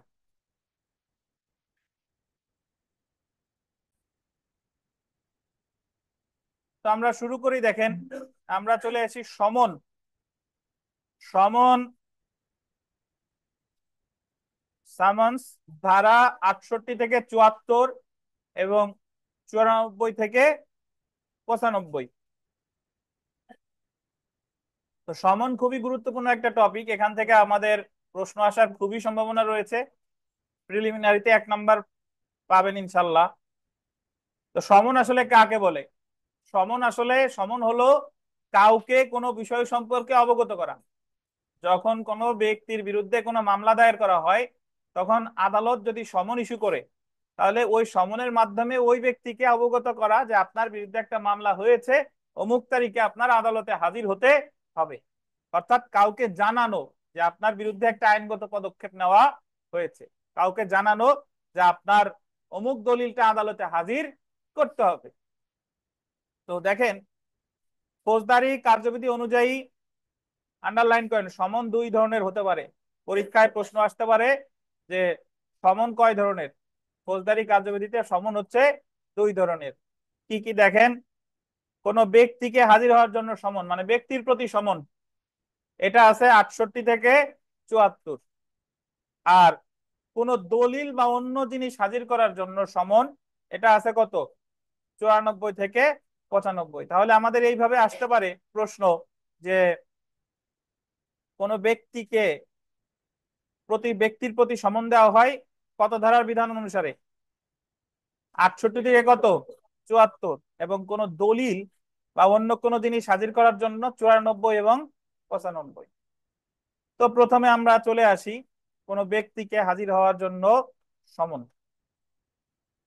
আদালত যে ব্যক্তিকে 68 থেকে 74, আদালত যে ব্যক্তিকে আদালতে হাজির করতে চায় তার বরাবর সমন ইস্যু করবে। আদালত সমন প্রদান করে। সমন পুলিশ অফিসার কর্তৃক, আন্ডারলাইন করবেন, বা সরকার কর্তৃক নিয়োগকৃত ব্যক্তি বা কোনো সরকারি কর্মচারী কর্তৃক জারি হবে। তাহলে পরীক্ষা যদি প্রশ্ন আসে যে সমন জারি করবে কে, পুলিশ অফিসার করতে পারে, অথবা সরকার কর্তৃক নিয়োগকৃত ব্যক্তি যারা প্রসেস সার্ভার বলে, বা কোনো সরকারি কর্মচারী কর্তৃক জারি হবে। যদি দেখেন, যার বরাবর সমন জারি করা হয় সম্ভব হলে তার নিকট, আন্ডারলাইন করেন, ব্যক্তিগতভাবে সমনের একটি কপি দিয়ে আসতে হবে। তাহলে পরীক্ষা যদি প্রশ্ন আসে যে যার বরাবর সমন জারি করা হলো তাকে কয়টা কপি দিতে হবে? একটি। এটা সবচেয়ে গুরুত্বপূর্ণ লাইন, লাস্টের লাইনটা। সমনে আন্ডারলাইন করবেন, তলবি ব্যক্তিকে পাওয়া না গেলে তার পরিবারের, গোল দিবেন, সাবালক পুরুষ ব্যক্তির নিকট সমনের একটি কপি দিতে হবে। ধরেন সমন জারি করলো বিকাশ বিশ্বাসের প্রতি, মানে আদালত সমন দিছে বিকাশ বিশ্বাস, এখন বিকাশ বিশ্বাসের বাড়ি গিয়ে পাওয়া যায় নাই, তাহলে ওনার বাড়িতে যদি কে থাকে, সাবালক পুরুষ কেউ থাকে, অবশ্যই তার পরিবারের সাবালক পুরুষ ব্যক্তির নিকট দিতে পারে। কোনো ওনার যদি মা থাকে বা বড় বোন থাকে তার কাছে কি দিবে? দিবে না। তাহলে ফৌজদারি কার্যবিধিতে তলবি ব্যক্তিকে পাওয়া না গেলে পরীক্ষায় প্রশ্ন আসবে সমন জারি করা যাবে কার উপর? তার পরিবারের সাবালক পুরুষ। এখানে একটু সংক্ষেপে স্টার দিয়ে লিখে রাখেন যে দেওয়ানি কার্যবিধি বা সিপিসি দিয়ে লেখেন সাবালক যে কোনো ব্যক্তি, সাবালক বা প্রাপ্তবয়স্ক যে কোনো ব্যক্তি।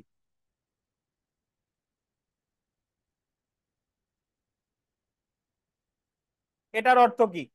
এটার অর্থ হলো যে দেওয়ানি মামলার ক্ষেত্রে যাকে সমন দিল, বিমল বিশ্বাসকে সমন দিল, বিমল বিশ্বাসকে গিয়ে পাওয়া গেল না, তাহলে বিমল বিশ্বাসের পরিবারের যে কোনো সদস্যের কাছে ওইটা দিয়ে আসা যাবে।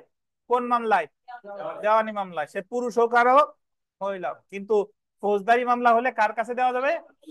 সাবালক পুরুষ। আমাদের দেওয়ানি কার্যবিধিতেও এই বিধানটা ছিল, সাবালক পুরুষই ছিল, কিন্তু দেওয়ানি কার্যবিধিতে 2012 সালে সংশোধন করে প্রাপ্তবয়স্ক যে কোনো সদস্য শব্দটা যোগ করা হয়েছে। তো অদূর ভবিষ্যতে আশা করি ফৌজদারি কার্যবিধিতেও সাবালক পুরুষ ব্যক্তি সংশোধন করে কি দেওয়া হবে? প্রাপ্তবয়স্ক যে কোনো ব্যক্তি।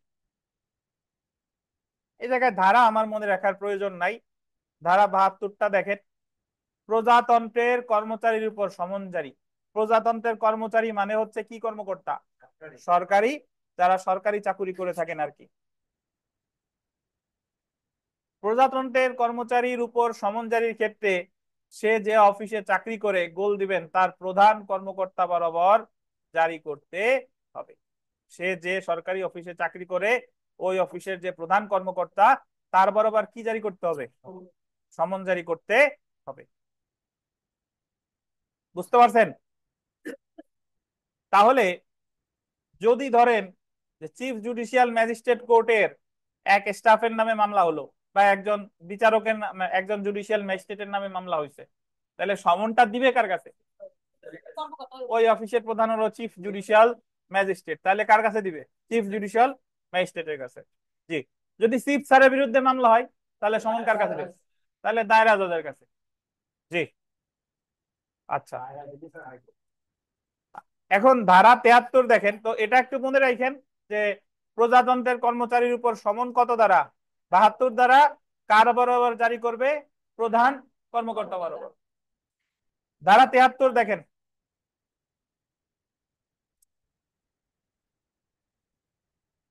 আচ্ছা আসতেছি পরে, সমস্যা নাই।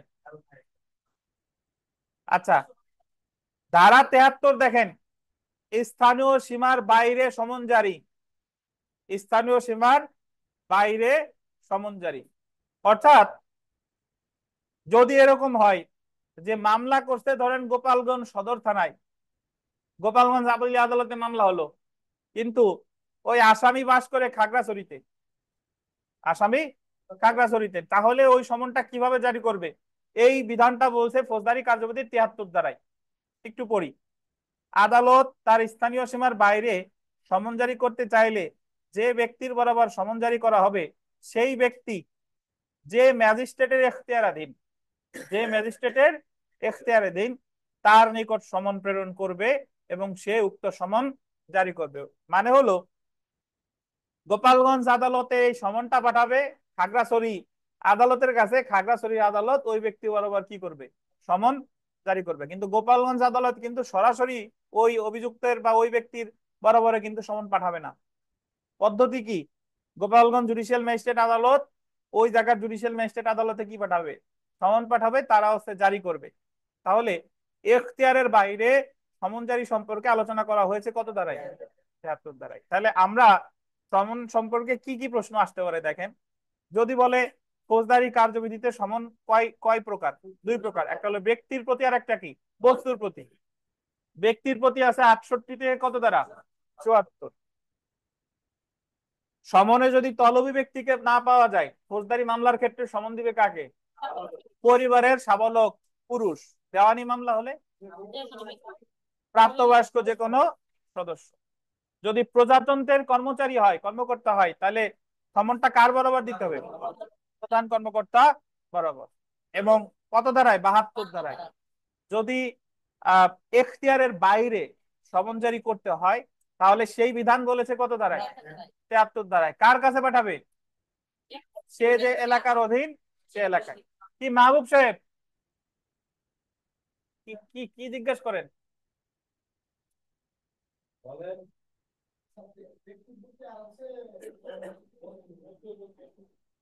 আচ্ছা বলেন তো দেখি, মাহবুব সাহেব বলেন তো দেখি, যে আপনার বিরুদ্ধে একটা মামলা হলো, ফৌজদারি মামলা।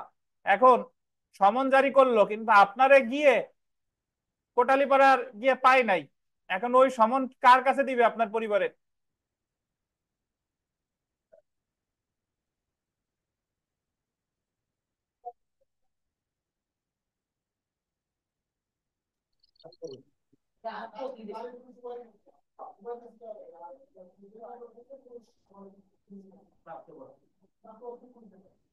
ফৌজদারির ক্ষেত্রে প্রাপ্তবয়স্ক পুরুষ। জি ধন্যবাদ।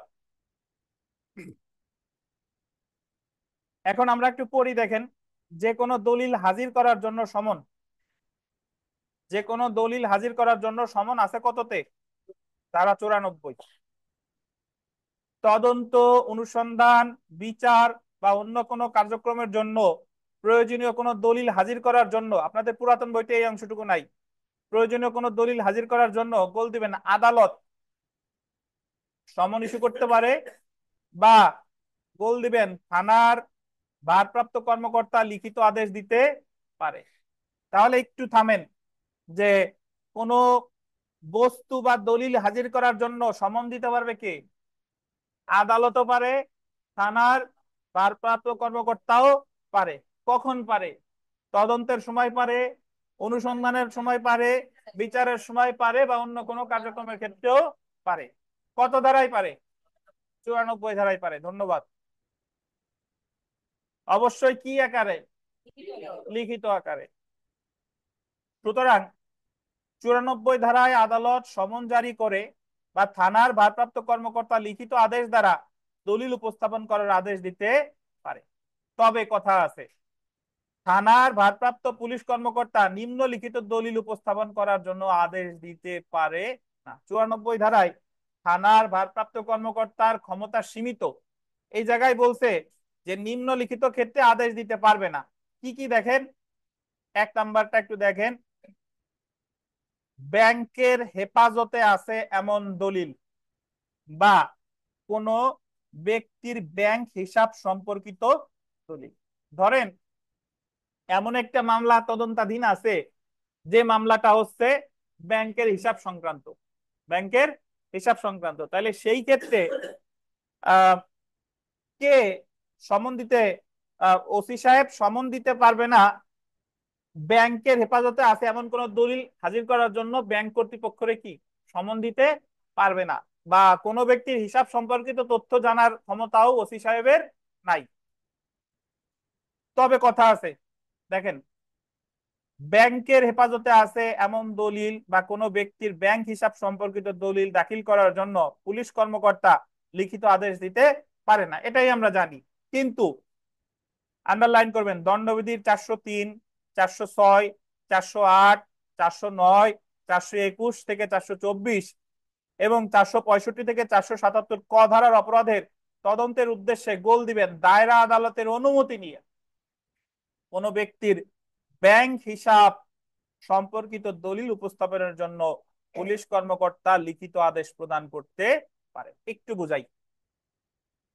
উপরে আমরা পড়লাম যে ব্যাংকের হেফাজতের কোনো দলিল বা হিসাব সম্পর্কিত কোনো দলিল হাজির করার জন্য থানার ভারপ্রাপ্ত কর্মকর্তা কি দিতে পারবে না, সমন দিতে পারবে না। তবে যদি মামলাটা হয় দণ্ডবিধির 403 ধারার মামলা, 403 ধারায় আছে criminal miss appropriation of property, dishonest miss appropriation of property মানে অসাধুভাবে সম্পত্তি আত্মসাৎ। 406 আছে ক্রিমিনাল ব্রেচ অফ ট্রাস্ট মানে অপরাধজনক বিশ্বাস ভঙ্গ। 408 আছে হচ্ছে আপনার সরকারি কর্মকর্তা যদি কি করে, সরি চাকর কর্তৃক, চাকর কর্তৃক যদি কি করে বিশ্বাস ভঙ্গ করে। 409 আছে সরকারি কর্মকর্তা, এজেন্ট, ব্যাংকার তারা যদি বিশ্বাস ভঙ্গ করে। 421 থেকে 424 ধরেন আছে প্রতারণা রিলেটেড।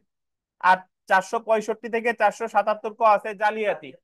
এই সকল অপরাধের ক্ষেত্রে থানার ভারপ্রাপ্ত কর্মকর্তা সমন দিতে পারে, তবে অনুমতি লাগবে কার? পরীক্ষায় যা আসতে পারে প্রশ্ন, প্রথমত যদি এইভাবে আসে যে ব্যাংকের হিসাব সম্পর্কিত কোন দলিল হাজির করার জন্য থানার ভারপ্রাপ্ত কর্মকর্তা সমন দিতে পারে কিনা, পারে না। তবে মামলাটা যদি দণ্ডবিধির 403, 406 জালিয়াতি, প্রতারণা এইসব রিলেটেড হয় তাহলে পারবে, কিন্তু কার অনুমতি লাগবে? দায়রা আদালতে। তবে উল্লেখিত অপরাধ ব্যতীত অন্যান্য অপরাধ তদন্ত করার ক্ষেত্রে ব্যাংক হিসাব দাখিলের জন্য আন্ডারলাইন করবেন পুলিশ কর্মকর্তা লিখিত আদেশ প্রদানের পূর্বে গোল দিবেন হাইকোর্ট বিভাগের অনুমতি। মানে হলো ওই ধারাগুলোতে সমন দিতে হলে অনুমতি লাগবে দায়রা আদালতের, আর অন্যান্য অপরাধের ক্ষেত্রেও পুলিশ কর্মকর্তা পাঠাতে পারে, বাট অনুমতি লাগবে কার? হাইকোর্ট বিভাগের।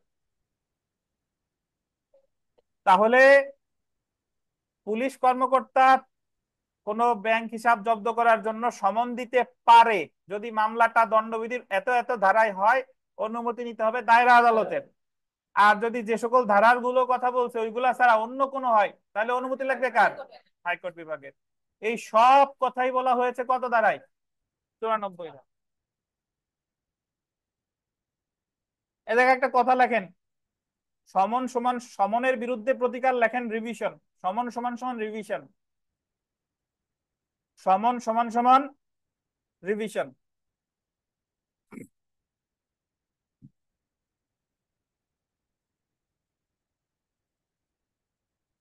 পরীক্ষায় যখন প্রশ্ন আসবে সমনের বিরুদ্ধে সংক্ষুব্ধ ব্যক্তির প্রতিকার কি, যারা কোর্টে যান তারা ভাববেন যে এর তো কোনো প্রতিকার নাই, আমরা তো কিছুই করি না, কিন্তু অ্যাকচুয়ালি আছে কি, রিভিশন করা যাবে। জি জি।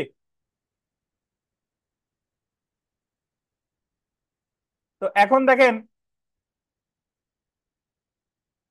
চিঠি বা টেলিগ্রাফ সম্পর্কিত পদ্ধতি, procedure as to letters and telegrams, ধারা কত? 95। এটাও আপনাদের পুরাতন বইতে নাই, একটু জানি। দেখেন, ডাক বা তার বার্তা কর্তৃপক্ষকে কোনো নথি, চিঠি বা কোনো বিষয় উপস্থাপন করার জন্য নির্দেশ দিতে পারে। মানে ডাক বিভাগ তো বুঝেন, পোস্ট অফিস। তার বার্তা, তার বার্তা হলো টেলিফোন যেটা, সেটা এগুলার উপস্থাপন করার জন্য কোনো নির্দেশ দিতে পারে, সমন দিতে পারে। কে কে পারে? দেখেন, জেলা ম্যাজিস্ট্রেট পারে, চিফ জুডিশিয়াল ম্যাজিস্ট্রেট পারে, চিফ মেট্রোপলিটন ম্যাজিস্ট্রেট পারে, হাইকোর্ট বিভাগ পারে, আর পারে কে? জেলা জজ আদালত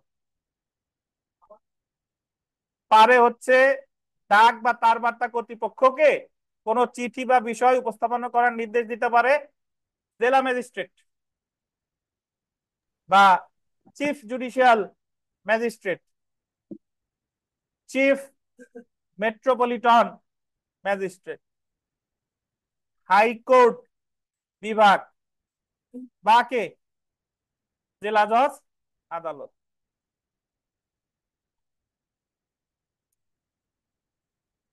এই আরিফ সাহেব, এই মাইক্রোফোনটা নেন, আপনারা তো দেয়া হয় নাই, নেন, নিয়ে বলেন যে দায়রা জজ আর জেলা জজের ভিতর পার্থক্য কি, কাছে নেন। স্যার দায়রা জজ আর জেলা জজ জি, একটা সাইড হলো স্যার দেওয়ানি সাইড, একটা হচ্ছে ফৌজদারি সাইড স্যার। কোনটা দেওয়ানি কোনটা ফৌজদারি বলেন। দায়রা জজ হচ্ছে ফৌজদারি হ্যাঁ, আর জেলা জজ হচ্ছে দেওয়ানি। জি, যখন কোনো বিচারক ওই একটা জেলার সর্বোচ্চ বিচারক হচ্ছে ফৌজদারির ক্ষেত্রে দায়রা জজ, দায়রা জজ আর দেওয়ানির ক্ষেত্রে কি জেলা জজ। জেলা জজ। সাধারণত একজন ব্যক্তি হয়ে থাকে, তবে সরকার যদি মনে করে দুইজনকে দুই দায়িত্ব দিতে পারে। তাহলে নরমালি দেখা যায় যে যিনি জেলা জজ তিনি কি দায়রা জজ, অর্থাৎ তিনি যখন ফৌজদারি দায়িত্ব পালন করেন তখন ওনাকে বলতেছে দায়রা জজ, তিনি যখন দেওয়ানি দায়িত্ব পালন করতেছেন তখন ওনাকে বলা হচ্ছে কি জেলা জেলা জজ। জজ। ধন্যবাদ। জি স্যার। আর যদি ওই সমন নিয়ে যাই তাহলে আর সমনের দরকার নাই, ক্ষেত্রে দেন। স্যার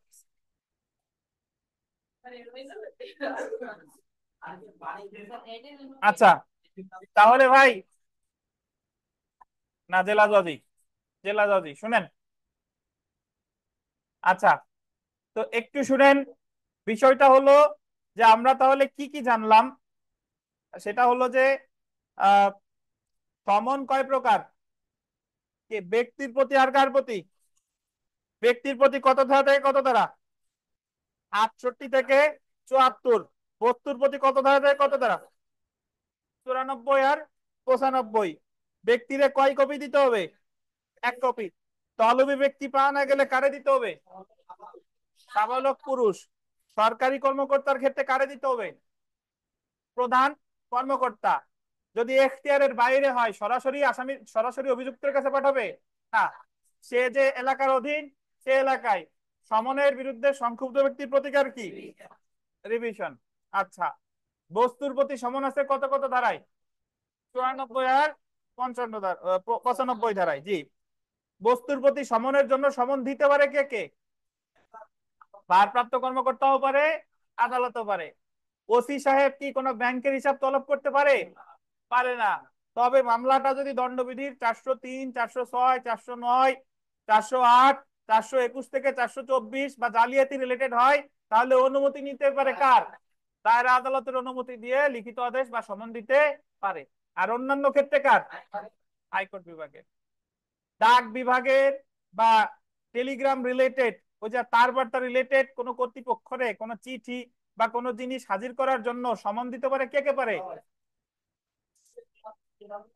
জেলা magistrate, chief judicial magistrate, chief metropolitan magistrate, high court বিভাগ। আচ্ছা, এই জায়গা জেলা জজ কাটে কোর্ট অফ সেশন লেখেন, এই জায়গা দায়রা জজ হবে, জেলা জজ না।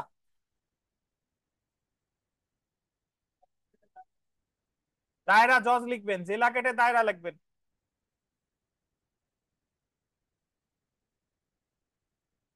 বুঝেন নাই,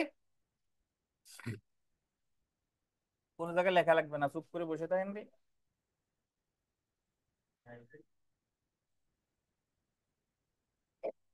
আচ্ছা,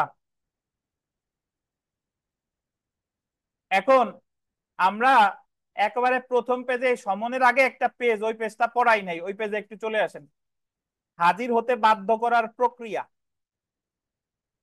সমনের আগে, সমনের আগের পেজটাই আছে, সবার আছে।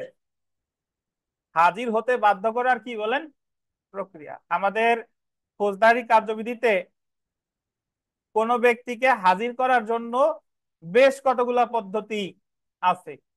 তার মধ্যে একটা হলো সমন, ঠিক আছে, সমন আছে, তারপরে আপনার ওয়ারেন্ট আছে, হুলিয়া ক্রোকও আছে। তো তার মধ্যে আমরা সমন সম্পর্কে বিস্তারিত জানলাম। সমনের মাধ্যমে আদালত কাউকে হাজির হতে বলতে পারে। আবার সমন সম্পর্কে তাহলে আলোচনা করছে কত থেকে কত, 68 থেকে 74। হুলিয়া ক্রোক দ্বারাও কাউকে হাজির হতে বলতে পারে, এটা বলছে কত, 87 থেকে 89। আর অভিযুক্ত ব্যক্তিকে গ্রেফতার করে ওয়ারেন্ট, যেটা ওয়ারেন্ট সম্পর্কে আলোচনা করছে 75 থেকে কত, 86, 75 থেকে 86। সো পরীক্ষায় যদি প্রশ্ন আসে যে কোন ব্যক্তিকে হাজির হওয়ার প্রক্রিয়া কোনটি, সমন আছে, হুলিয়া ক্রোক আছে, ওয়ারেন্ট আছে উপরের সবগুলো, কোনটা? উপরের সবগুলো। এটা ওই মামলার পরিস্থিতি অনুযায়ী আদালত কি সমন দিবে নাকি হুলিয়া দিবে নাকি ওয়ারেন্ট দিবে, এটা ওই মামলার বিশেষ পরিস্থিতির উপরে নির্ভর করে। বাট এই সকল পদ্ধতির মাধ্যমেই কাউকে হাজির হতে বলতে পারে। এতটুকু জানলেই হবে। আমরা সমন সম্পর্কে বিস্তারিত জানলাম, হুলিয়া তারপরে ওয়ারেন্ট, এগুলা সামনে জানবো। এবার আবার আগের জায়গায় চলে আসেন, আমরা প্রশ্নগুলা পড়বো। দেখেন তো আপনারা এই সমন থেকে কোনোদিন কোনো প্রশ্ন প্রিলিমিনারি পরীক্ষায় আসে নাই। তো সমন থেকে, সমন কিন্তু অনেক গুরুত্বপূর্ণ, এ জায়গায় প্রশ্ন আসার অনেক ধারা আছে বা অনেক গুরুত্বপূর্ণ টপিক আছে। ইনশাল্লাহ আমরা যতটুকু পড়ছি এর মধ্যে থেকে 1 মার্ক পাবেন। এখন কেউ যদি বলেন যে এত কষ্ট করে মাত্র 1 মার্ক, আচ্ছা এই জায়গায় 1 1 মার্কের দাম অনেক। দেখেন তাহলে সেলফ প্র্যাকটিসে যদি আমরা 1 নং প্রশ্নটা একটু দেখি, যে কোন ব্যক্তিকে আদালতে হাজির করার জন্য আদালত নিম্নলিখিত কোন কোন পন্থা অবলম্বন করতে পারে? খুলিয়া, সমন, জাতীয় পত্রিকায় বিজ্ঞপ্তি, সবগুলো। এখন আপনি আবার বলতে পারেন যে স্যার ওই জায়গা তো জাতীয় পত্রিকায় বিজ্ঞপ্তি দেখলাম না। ওই জায়গায় না দেখলেও পারে, সেটা সামনে পড়বানি। জি। 2 নং প্রশ্নটা ভিভিআই, এই জায়গায় 68 ধারার প্রশ্ন। দেখেন যে কোন ব্যক্তিকে হাজির হওয়ার জন্য সমন দিতে পারে বা ইস্যু করতে পারে chief judicial magistrate, chief metropolitan magistrate, বিচারিক আদালত, উপরের সবগুলা। এখন আপনি বলতে পারেন যে স্যার চিফ স্যারও তো সমন দিতে পারে, চিফ মেট্রোপলিটন ম্যাজিস্ট্রেটও দিতে পারে। পারে, কিন্তু 68 ধারায় বলছে শুধু কার কথা? বিচারিক আদালত। বিচারিক আদালত। তো 68 ধারার বিধান অনুসারে যদি এভাবে আসে যে ফৌজদারি কার্যবিধির 68 ধারার বিধান অনুসারে নিম্নের কোন আদালত সমন ইস্যু করতে পারে, উত্তর কি হবে? বিচারিক আদালত। 5 নং প্রশ্নটা দেখেন, সমন স্বাক্ষরিত সিল মোহরকৃত হবে আদালতের প্রিজাইডিং অফিসার বা সুপ্রিম কোর্ট কর্তৃক নির্দেশিত কোনো অফিসার। এটাও আপনারা যারা পড়েন নাই একবারে দাগাই দিবেন বিচারক কর্তৃক, কিন্তু উত্তর কিন্তু বিচারক না। উত্তর কি? আদালতের প্রিজাইডিং, যিনি প্রিজাইডিং অফিসার তিনিই বিচারক। বাট এই জায়গা আপনার জানতে চাইছে যে অ্যাকচুয়াল উত্তর কি আছে? আদালতের প্রিজাইডিং অফিসার এবং কে? সুপ্রিম কোর্ট কর্তৃক নির্দেশিত কোনো অফিসার। 6 নং প্রশ্নটা দেখেন, সমনে তলবি ব্যক্তিকে পাওয়া না গেলে তার পরিবারের কোন ধরনের ব্যক্তি বরাবর একটা কপি দিয়ে আসতে হবে? কে? সাবালক পুরুষ। 7 নং দেখেন, সমনের প্রাপ্তি স্বীকার করে এমন গ্রহণকারী ব্যক্তি কোথায় স্বাক্ষর করবে? প্রতিলিপির কোথায়? অপর পৃষ্ঠায়। ভিতরে আমরা পড়ি না, এবার জেনে রাখবেন, প্রতিলিপির অপর পৃষ্ঠায়। এখন আসি আমরা দীনেশ সাহেবের প্রশ্ন। দীনেশ সাহেব যেটা বলেছিলেন সেটা দেখেন। 9 নং প্রশ্ন, প্রজাতন্ত্রের কর্মচারীর উপর সমন জারির ক্ষেত্রে উক্ত কর্মচারী যে অফিসে কর্মরত তার প্রধান বরাবর কতটি সমন পাঠাতে হবে? কয়টা বলেন? 2টি। 11 নং দেখেন যে আদালত তার স্থানীয় সীমার বাইরে কোনো ব্যক্তি বরাবর সমন জারি করতে চাইলে সমন ইস্যু করবে উক্ত ব্যক্তি কি? যে ম্যাজিস্ট্রেটের এখতিয়ারাধীন তার নিকট। 14 নং প্রশ্ন, পুরাতন বইতে নেই, নতুন বইতে আছে। দণ্ডবিধির 403, 406, 408 ধারার অপরাধ তদন্তের উদ্দেশ্যে কোন ব্যক্তির ব্যাংক হিসাব সম্পর্কিত দলিল উপস্থাপনের জন্য পুলিশ কর্মকর্তা লিখিত আদেশ প্রদানের পূর্বে কার অনুমতি নেবে? দায়রা আদালত। কার? দায়রা আদালত। আর অন্যান্য ক্ষেত্রে কার নিবে? হাইকোর্ট বিভাগের। তো ধন্যবাদ, আজকে এই পর্যন্তই থাক। আগামী দিন আমরা গ্রেফতারি পরোয়ানা থেকে শুরু করব।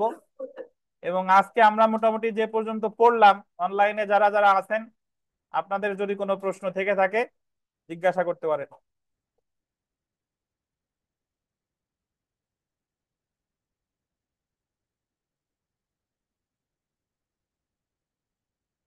আর না হলে আমাদের এখন ক্লাস টেস্ট অনুষ্ঠিত হবে। অনলাইনে যারা আছেন 10 মিনিটের বেশি পরীক্ষা কেউ দিবেন না, সবাই উত্তরপত্রের ছবি দিবেন 1। এবং আর একটা হলো যে আগামী শুক্রবার তাহলে আমাদের পরীক্ষা কত ধারা থেকে কত ধারা বলেন? 55 থেকে, এই যে 55 থেকে 75, 74 আর 94 আর 95, 94 আর 95, এটার উপরে ক্লাস টেস্ট।